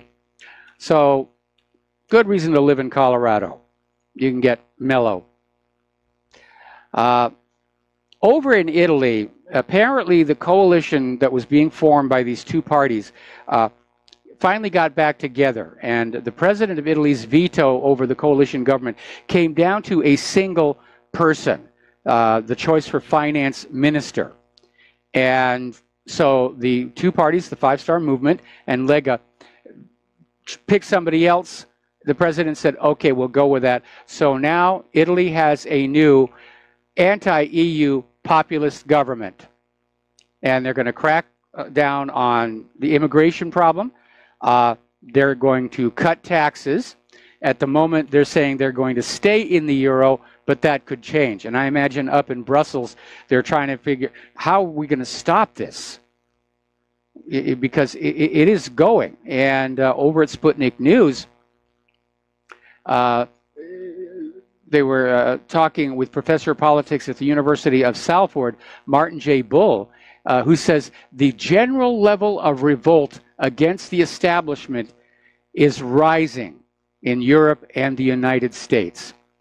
Yeah, people are getting fed up. They've reached their breaking point. You can only push a population so far. And again, it could happen with lightning speed. Look at Romania. 2 weeks before it all came down, you would have walked around Romania and said, everything's fine. People seem happy. You know, a lot of TV cameras on the street lights. And then all of a sudden there was a sporting event. A riot turned into a spontaneous political rally. 2 weeks later, Ceausescu was machine gunned to death on Romanian national TV. Never assume that because the people appear to be content that they really are. Because we hear it in the phone calls, we see it in the emails. Meanwhile, the EU is starting to get rather propagandistic in their handling of the nation straining to break free. They're describing the Polish-Hungarian judicial reform as a disease. And they're saying it could spread. We've got to quarantine them. Otherwise, other European Union nations are going to start thinking about, yeah, let's go back to controlling our own borders. Let's have more control over our country. It's supposed to be our country. Anyway, we're going to take a break for station identification. We'll be back with hour number 3 after these few words. And aloha, America. Welcome back to our show, hour number 3. The phone lines are closed. I may reopen them a little bit later in the hour. But we're getting an update on this thing with Samantha Bee, and I don't like to consider myself an entertainment website. I normally don't do that kind of fluffy stuff. But apparently, following the uproar over what Samantha Bee said about Ivanka, TBS has basically yanked the entire episode from their homepage and the show's YouTube channel, and the episode is no longer available to stream on Amazon Prime, Vudu, or iTunes. They just wiped it. They just wiped it on off. And it's a very fine line that we have to walk here, because we're talking about the right to freedom of speech. Does it really protect personal attacks? And my opinion is, if you're going to be having freedom of speech, there is a responsibility that comes along with it. The Founding Fathers recognized our right to freedom of speech so that we could petition the government for redress of grievances, not just hurl insults at them.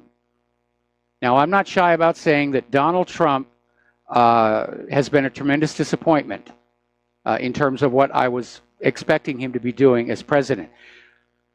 But because I'm trying to be professional on this end, I don't make comments about his hair. I certainly don't make comments about his family. I consider that very inappropriate and unprofessional. And maybe Samantha Bee, obviously she crossed a line for a lot of people. And maybe this will tone down the rhetoric. A lot of people have been out there saying, today what passes for comedy is just constant liberal screes. Samantha Bee is a very good example of that.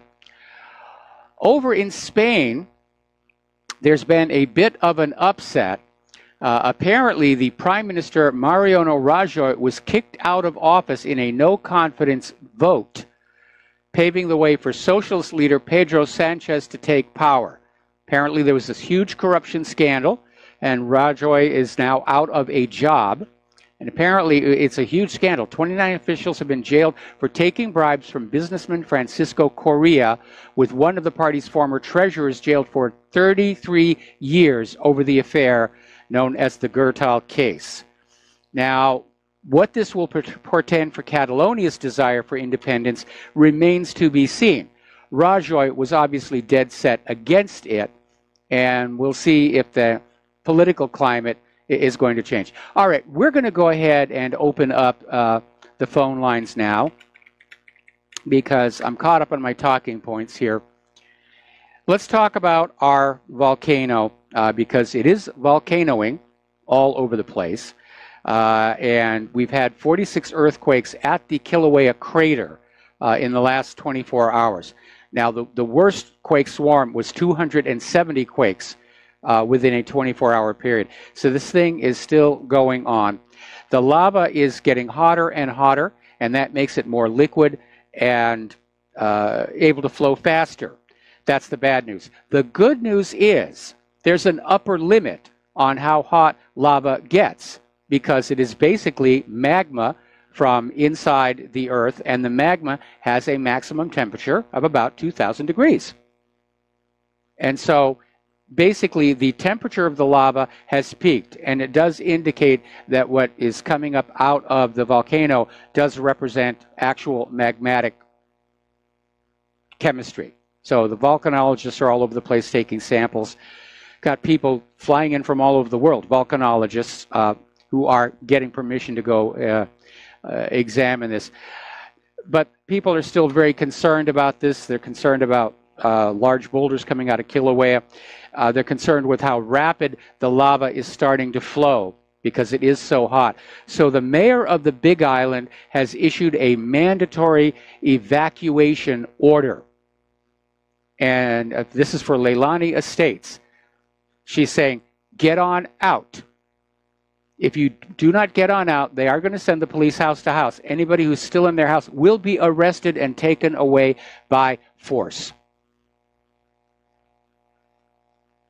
And they need to get out now because the lava is coming very, very close to blocking the last available escape route.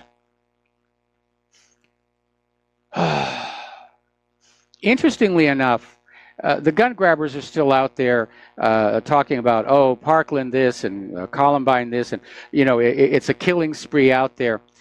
The actual numbers show something different.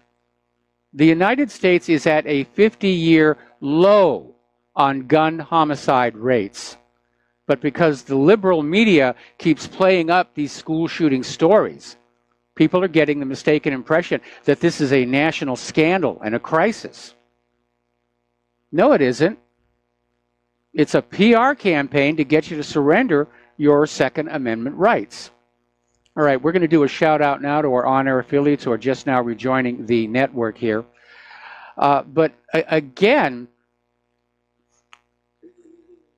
they're punishing law-abiding citizens for the crimes of a criminal few.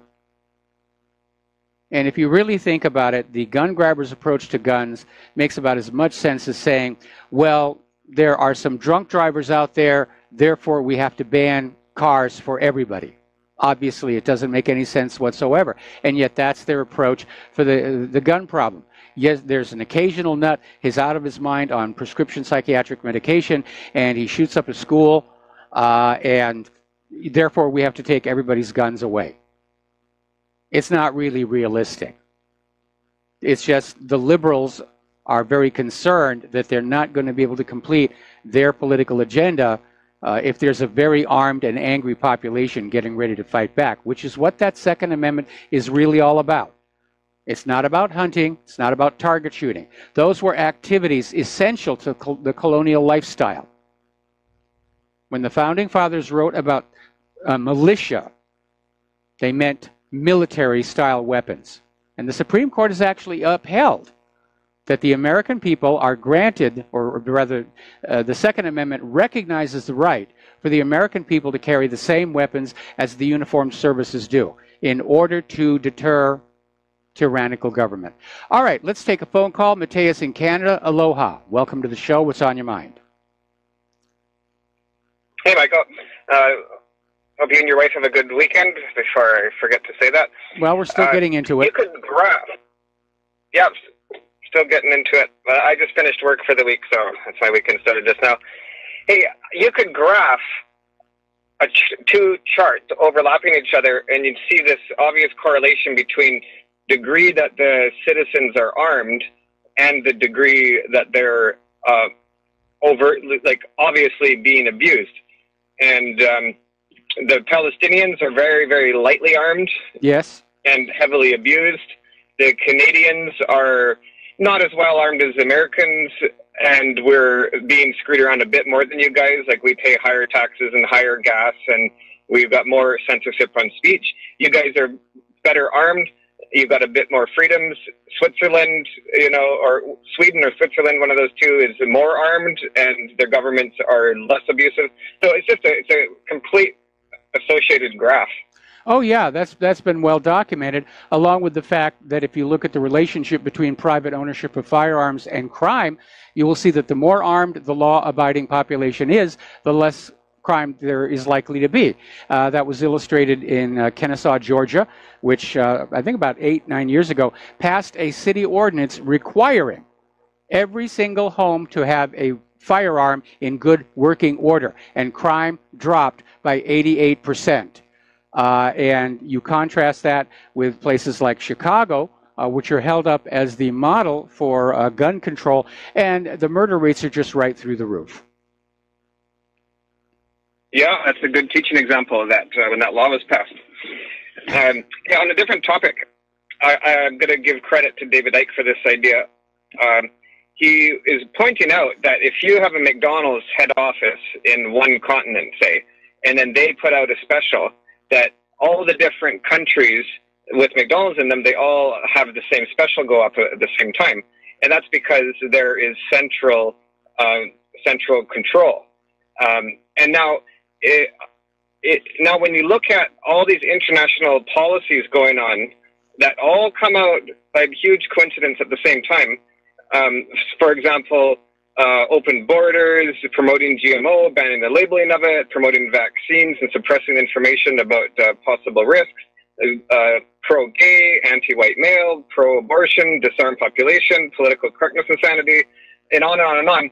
These things are coming out at the same time, and all these different races and religions and cultural backgrounds and different economic standards and everything, but yet there's this consistency.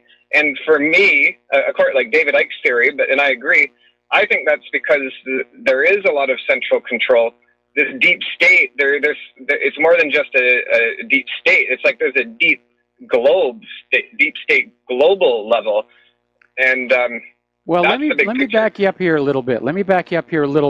I believe it is an illusion to think there is a single central control. There are competing agendas. We know that the open borders agenda and refugees agenda is pushed by the New World Order globalists. They're financed by George Soros. And obviously, for what they're doing to work, they have to be working all over the globe. In terms of GMOs, that's Monsanto, also a global corporation that is working to protect its profitability by shutting down criticism of their products. Same thing with pharmaceuticals. If you're looking for a global system of control, you hit it right on the head with McDonald's. It's a large corporation that spans the entire world, and yes, there is a central point of control at McDonald's corporate office that is dictating prices, products, and policies. Well, the same thing also applies to Soros. It applies to Monsanto, and that's where you find these things. A giant multinational banks, any multinational company at all, there's going to be a central point of control. They're not going to be all the same place. They're not all going to line up, but that's the mechanism that you're looking at. Okay, so let me just slightly readjust the way that my perspective on that. I think I agree with you. So forget about the idea that it's like one central control. Let's think of it as a handful of powerful competing oligarchies that any one of them can exert multinational simultaneous control in their field. That's much more accurate. Yes. Okay. Okay, and I just want to add to that list: banning cash, the robots, the rise of the robots, the way that they're getting into the military so aggressively, and then a good example is the self-driving car legislation. See, you're not allowed to just not have a human drive a car because all of these different countries have laws that say that there has to be an alert, non-drunk, a responsible driver that's of age, et cetera, et cetera. So the laws had to be changed in all these countries to allow these self-driving cars. And that's a process. It takes time, it takes political will, it takes coordination, it takes all of the mechanisms behind the scenes, machinations behind the scenes of pulling strings and everything. For that to all occur in all these different European countries and Canada and the States and in all these, Australia, and at the same time, somebody was pulling the strings to get these self-driving cars going. Well, yeah, because that's the coming thing, and everybody's trying to hop on board. I don't know that the self-driving car industry is cohesive enough to have a central point of control, but there are multiple companies that are competing for that business, and and it may be that the problems that Tesla has been having are actually corporate sabotage. By a rival company. Corporate espionage makes national espionage look very, very tame. There's much more corporate espionage going on than spying by governments on each other. And that's something most people don't really understand. Well, let's give it a chance that there could be one level up on the self-driving car agenda, one level above the actual industry itself. The political globalist political level that wants the populations of the world to lose their independence for travel, to lose their ability to go on strike and shut down the roads of the trucker strike, lose the ability to just have self-determination with their physical location. Wouldn't these control freak New World Order dreamers love it if they could just push a button and stop all of the traffic, that would cause a tremendous amount of disruption, and then people would start selling their self-driving cars. But actually, the globalists want cars to go away completely. They want us all on public transportation. That was in Agenda 21, which is now Agenda 30. It's why we've got this literal train wreck of a light rail system down here at the bottom of the hill. We have here a classic case of two competing agendas. Because the globalists want us on mass transit, the people developing the self-driving cars, they want money, and they think that people are going to look at self-driving cars as cool and hip and trendy. The problem is the technology, like so much else in our society, has been rushed to market without really being made sure it's going to work, and that's why we've had these accidents with so many of these cars here. Okay.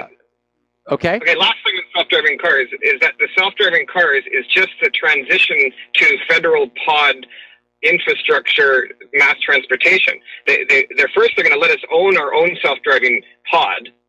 Yeah. But then it's going to be no, your pod has to be on a chain.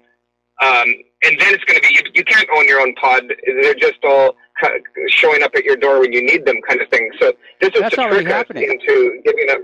That's already happening. We were talking about that the other day. The days of buying a car and owning it outright are rapidly going away.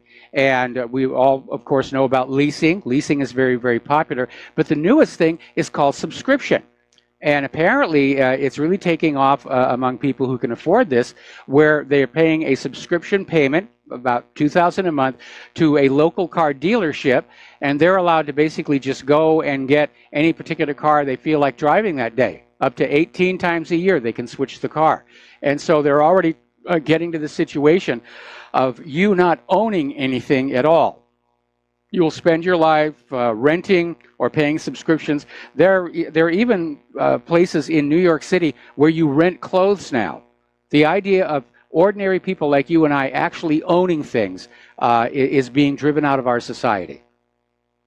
Well, prisoners and slaves and serfs and plantation workers, they don't own anything. True. Anyways, have a good weekend. I'll let you go with that. Thank you very much. All right. Thanks an awful lot. We're going to switch over to Stephen in Oregon. Aloha, Stephen. Thank you for waiting so patiently. What's on your mind? Yes. Hello, Mike. Aloha. Aloha. I'd like to talk to you about the lovely people who brought us Agent Orange. Yes. You're talking about robotics. You're talking about robotics and cars in Monsanto. I've just come across an article where there are many startups where there are autonomous robots that are pest control that will stop the spraying of Monsanto's herbicide. And I'm wondering if you think that Monsanto will buy out all these companies so they can keep spraying. They might. They might. Now, the one article I saw, it's an autonomous robot that crawls across your lawn or garden, and it's able to optically identify a weed, and it will dispense a very small amount of weed killer onto that weed, which means overall much less weed killers being used. Obviously, this is a threat to Monsanto's profitability, and because the weed targeting is selective, it's also a threat to the whole concept of Roundup. And being Roundup ready, where you use this glyphosate on your garden and only the bad plants will die. So that will no longer be necessary. So what Monsanto's going to do, we don't know. They might try and buy a patent from the first company that gets this thing working and then sue all the other companies for patent infringement. Things can get very dirty in the business world. Yes, they can. I just wondered, there could be, autonomous drones that can take out the individual bugs. I'm wondering what you think about that, too. Okay, I'll think about it. Anyway, thank you for the phone call. We're going to let you go. The phone lines are now open, and we will be right back. Aloha, America. Welcome back to the show here. And I think we're getting a clue as to what the Democrats are going to be counting on for the November election. They're already out there playing the LGBT card, and all of a sudden there's a big stink rising up where, again, we're seeing more of these LGBT people intentionally going into bakeries owned by Christians to confront them and say, bake me a cake with an anatomically accurate thing on it. And the baker will say no and gets hit with a lawsuit. And these people are being cheered on by the same liberals who insist that Facebook and YouTube and Google are not required to carry all traffic equally because, after all, they're just private businesses and they can reserve the right to refuse service to any customer. Well, that should also apply to the bakers. But in the logic of liberals, meaning no logic whatsoever, they're out there pushing it. And apparently it's becoming newsworthy again because there have been so many problems with the issue of the transgender bathrooms and men going in to use the women's room and upsetting the women inside there. Some states are apparently already starting to scale back some of those special regulations that were there to protect the LGBT community and say they have rights. They have rights to go into the women's room here. No, actually they don't. And so this has sparked a huge discussion, demonstration, protests all across the country where the LGBT people want more legal protections. They want to be guaranteed that they can go into a Christian bakery and get a cake of their choice. It's their right. I have rights, don't you know? You have rights, but did you ever think maybe having common sense might work better? I'm sure there are LGBT bakers. They're probably very, very good. Why not go to them? All right, we're going to take a phone call. Steve Elkins. Aloha, Steve. Welcome to the show. What's on your mind? Well, you talked about, Mike, the economy and buying automobiles and how they're, they talk about the sale, but they don't talk about the repossession of these autos. So there's an auto loan bubble to talk about also. But I wanted to pass on to your listeners a very important fact. This is a deceptive practice by the auto industry, those in sales. And I found it out. I have a resource on it. I'll have to pull it up. I had an article that states that, and it's all legal-like, at least it is in the state of Indiana, it was. But whenever you talk business with any of these auto people about buying a car, whether it's a new car or a used car, never, I repeat, never actually do any talking among yourselves in one of their closed rooms, because the room is bugged. They are listening to your conversation. They know how much money you have to work with. They know what you can afford, and they are listening. And it's all legal-like. They say it's because they're protecting their interest. So if you do any negotiating with you and your wife, whatever, on a car, do not do it on the premises. Do not do it in an office, because they'll give you an office, so we'll give you some privacy. But they're listening in on your conversation. It's bugged. Take your conversation with your wife, your spouse, whoever. Take it outside the building. Walk away. Don't even do one in the car that you're thinking of purchasing, because the auto is also bugged also. So if you want to get a good deal on a car, don't let them know what you can afford. Go off the premise there. Don't do it in their car, and you'll do it much better. It's all legal-like. And unfortunately, this is it's very deceiving, but some reason they can get away with this. So don't do any negotiating alone in their offices or in their vehicle that you're thinking of purchasing. No, this has been a problem with car dealerships going back decades. I remember there was a big expose and stink about it all the way back in the 70s. And it's pretty much nationwide, and they do spy on you. But call it a forerunner of the fact that you're being spied on by not just your car and the car dealership. The supermarkets are spying on you with those little slide cards. There are some supermarkets that will actually bug the aisles where food is to hear what people are saying about the products, so they can decide what products they need to keep on the shelves and what products they can let go. And it's all very legal, and it does represent a huge violation of our privacy. But they're doing it supposedly for marketing purposes only and nothing nefarious. But I think a lot of people would be upset about that. Now, of course, Claire and I got lucky when our Honda got stolen and stripped. We had a personal friend who referred us to a personal friend at a dealership, and we were treated very, very well, and we're very happy with the car, except that there's already a recall on it, and I have to take it to the car place to get something else fixed. But I guess that's modern transportation. Do you have anything else, Steve? No, that's it. I just want to pass that on. This is summer's coming up. People may be thinking about buying a new car. I just don't want them to get gypped. Do your business off the premises and never in their own their rooms. That's it. Absolutely got it. All right. Well, Steve, thank you for the phone call. We're going to take another break for commercials. The phone lines are open, 800-313-9443, and we will be right back. And aloha, America. Welcome back to our show here. Over in Denver, Colorado, this last Memorial Day weekend, this family wanted to teach their children about entrepreneurial activity and charity. And so over the Memorial Day weekend, they set up a lemonade stand on the front lawn. And the kids were selling lemonade, and they had picked a charity they were going to donate most of the money to. And that's when the cops showed up and literally threatened to arrest these kids for selling lemonade without a permit.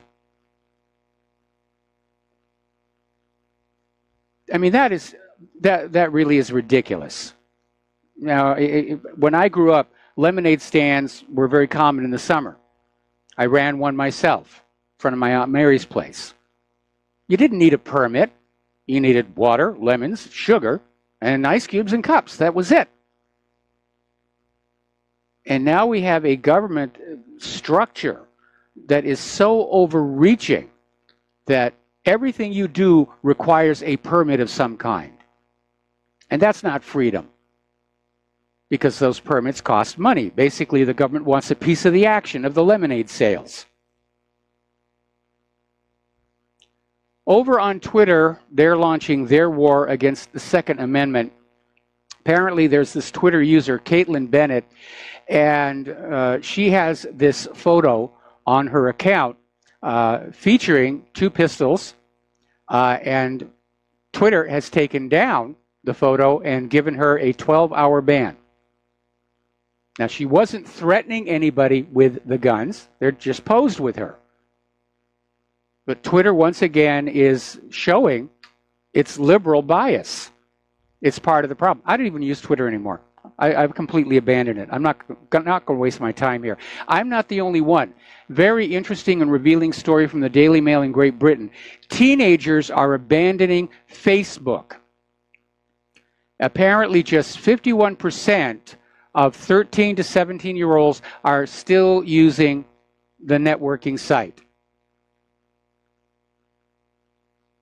So people go online because they want to express themselves, not get hijacked for the official story. And apparently something else Facebook is starting to toy with is literally inserting state-approved news into your personal feeds.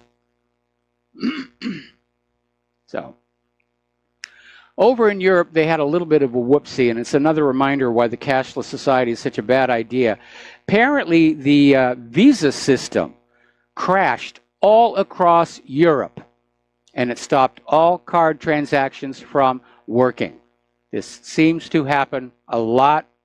Happened to Claire and I. Where was it? We fast food restaurant about a week ago. They had a big sign out front, cash only. Our computers are down. So that's why the cashless society, that's one reason why the cashless society is a bad idea. They can't make it reliable. In fact, the more we move along, the more unreliable the computers, computer software, and the internet itself are becoming. We don't dare let our lives be dependent on a technology that can flake out at any time. A little bit of good news coming from London. Ecuador's president has said that Julian Assange may remain at the embassy. There are some conditions.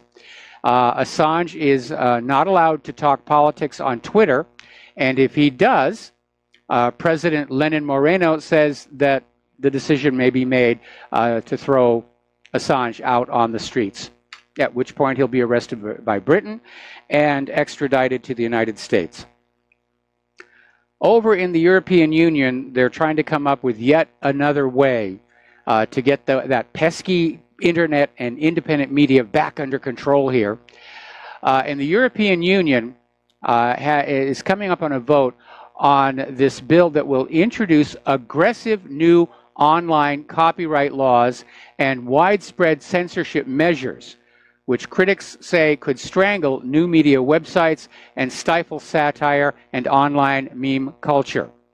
And so these unelected European Commission bureaucrats have drafted legislation that would force online platforms to monitor and control all uploads with some kind of content recognition technology. Now, this is obviously something that a large-scale corporate organization like Facebook can afford, but a two-person spare bedroom operation like whatreallyhappened.com, we couldn't. Even if we were willing to do it, we couldn't afford it. And basically, they're also talking about a link tax, so that if you're running a blog and website and you link to content, you have to pay to reference that content. It's an attempt to shut down the independent media. Period. End of discussion.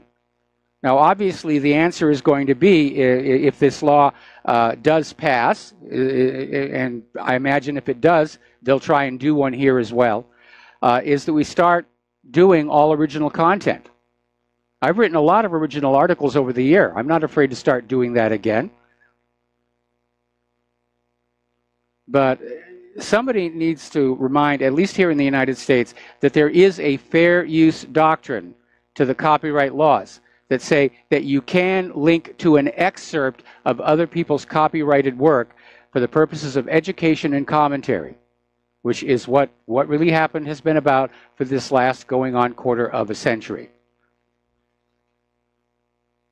But the corrupted government is trying to figure out, how do we get it shut down without getting a First Amendment lawsuit out of it?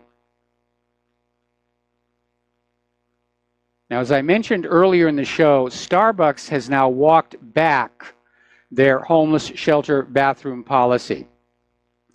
And the new policy is simply this, that you can use the Starbucks bathroom if you have not bought something at the store, but use the spaces as intended, being considerate of others, communicating with respect, acting responsibility.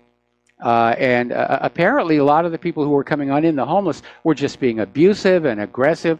And they've now said that if a customer's behavior is disruptive, they will be banned from using the store. That's a little more common sense. That's a little more common sense over there. Looking at, oh, we have a caller on the line here. James in Ohio. Aloha, James. Welcome to the show. What's on your mind?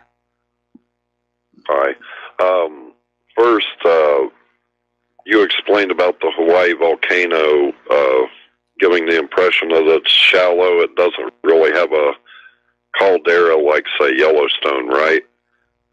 Well, it's not a supervolcano, so you wouldn't get a collapse into a caldera. But like any other volcano, it has rift zones and the crater at the summit, which is where the lava comes from. Okay, I was going to say if it was a supervolcano, then we would have the danger of an actual holocaust. But anyway. No, it's... anyway, I want to... Go ahead. I want to talk about censorship. The Discus comment service is used by websites as diverse as video streaming sites, Alex Jones, Russia Insider, Breitbart, and a lot of sites from left to right, mainstream news sites, the ones that still have comment sections. However, they've introduced this draconian algorithm, and the first time I noticed it, said your post has been detected as spam. I mentioned the name Adolf Hitler in a post. However, a lot of people are noticing that if your post has too many edits, if it's too long, if they've detected a post before as spam, you're likely to get your post detected as spam, even though they're completely innocuous. They seem to have a long list of keywords, but since it's like Twitter, Facebook, Google. If they're not the public commons, they sure make an appearance. They fulfill every criteria of being the public commons digitally. So, they basically are using the formula, well, we bought it, we own it fair and square, so we can control everybody's speech. Now, a bit of conspiratology, most people probably haven't heard, but I wanted to mention, Alex Jones mentioned something about Hillary's father being a capo or a captain in the mob. I'm not sure whether she is or not, but I was derping around for a few minutes looking into capos, and there was one called Gregory Scarpo. He maybe killed 100 people. He had a son named Gregory Scarpo Jr. And interestingly enough, in the wiki page, it said that he was in jail for multiple murder in prison, and he offered to give information on where the explosives evidence was located in the Terry Nichols case. and they offered to cut 10 years off of his sentence if he told them where. So he told them. They went and found it, and then they double-crossed him and did not take the 10 years off. But what in the heck does a New York mafia gangster know about a supposed right-wing extremist bombing federal buildings, you know? Yep. Doesn't that sound kind of funny to you? Well, there's obviously a link there somewhere, but, you know, organized crime, they maintain their own intelligence networks as well, because like the government itself, they'll resort to blackmail to get judges to do what they want them to do. And right now, our entire American society is this giant Gordian knot of mutual corruption and blackmail, and it's strung violin string tight. And the first time a string breaks, it's all going to unravel. Well, this was supposed to be a homebrew bomb made by two people, you know. That's what I'm saying. It sounds more like he accidentally came by some information on a larger scheme, probably by government employees or some other entity, and didn't realize that he was giving out information that came from somewhat the same sources as captors. But anyway, that's all I had for you. I hope you're doing well, and keep up the good work, and everybody should donate to keep RBN on the air and what really happened. Yeah, thank you very much. Every little bit helps here. And before you go, you know I have a page devoted to the Oklahoma City bombing. It's in that little gray submenu right at the top of the page. And if you have not read that article, I suggest that you do. Okay. All right. Thank you. All right. Thanks an awful lot for the phone call. We're going to let you go. Right. Okay. Turning to the world of human-caused global warming, and for all of you lovers of the fine life, apparently over in France, they had this freakish, violent hailstorms that wiped out the equivalent of 8 million bottles of grapes and roughly 125 million euros worth of champagne. And the extent of the damage emerged barely a week after hailstones the size of pigeon eggs devastated thousands of acres of prime vineyards in Bordeaux, prompting the French government to promise support for wine growers, some of whom have lost their entire crop. Gosh darn, that human-caused global warming. And of course, if you're a wine aficionado, that Bordeaux region is very important. It produces some of the finest wines in the world. And yeah, it's going to take a while for those vineyards to be brought back. So it is a catastrophe. And I'm sure these vineyard owners do have insurance that covers this kind of thing. But if you are a lover of fine Bordeaux wines, you can expect the prices are going to go way, way up as of right now. Getting into medication, story again out of the Daily Mail. The world may be on the verge of an antibiotic crisis. Now, when antibiotics came along, everybody said, oh, wonder cure. We'll use them here, we'll use them there. They're used on animals in factory farms, so they don't pass illnesses around. But antibiotics are being used so much, there are now shortages setting in.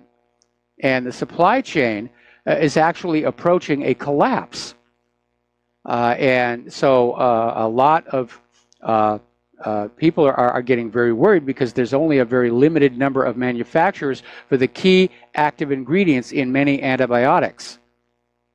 Now, there's obviously patents on all of this stuff, so it's not like somebody can set up a new factory.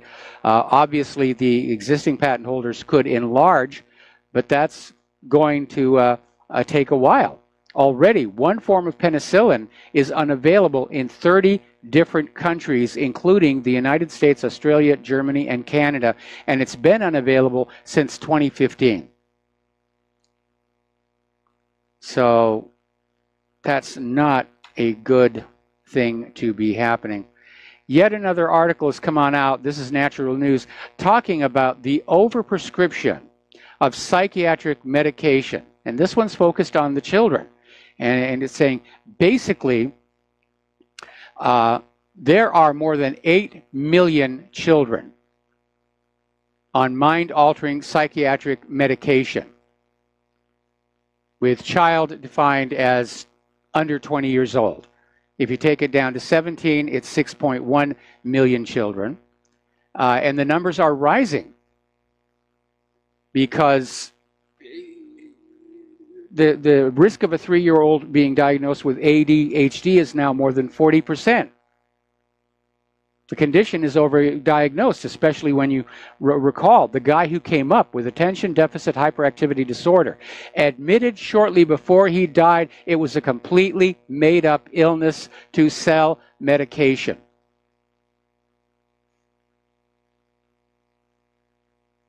Now, apparently Purdue, who manufactures OxyContin, knew all the way back in 1996 they were dealing with a highly addicted medication. They knew it was highly addictive, and they basically covered it up. Oh, this is great medication. You want to be on this thing. These big pharmacies, they're turning out to be worse criminals than the street dealers. Anyway, as a result of all this decay of our medical infrastructure, if you will, China has now overtaken the United States in healthy life expectancy. Another indicator we are no longer the greatest nation on earth. So China, they live longer with a healthy life. We're going to take a break for commercials, back with the last segment of our program after these few words. And aloha, America. Welcome back to our show today here, final segment of our program on this Pauhana Friday. And a little bit of interesting science news coming out of China. As you know, rice is very important to China, and long history. They feel very strongly about it. And apparently there is this scientist, Yuan Longping, who's called the father of hybrid rice. And he's led a team of scientists who developed a rice that can survive in seawater. And they're already test growing it out in Dubai. And the idea is in areas of the world where fresh water is in short supply, that they can basically start turning these deserts into rice paddies. So that is an amazing development, I think worthy of a Nobel Prize. Meanwhile, the Dawn spacecraft, which has been orbiting the dwarf planet Ceres, has been put into a lower orbit. They're getting ready to basically end the mission.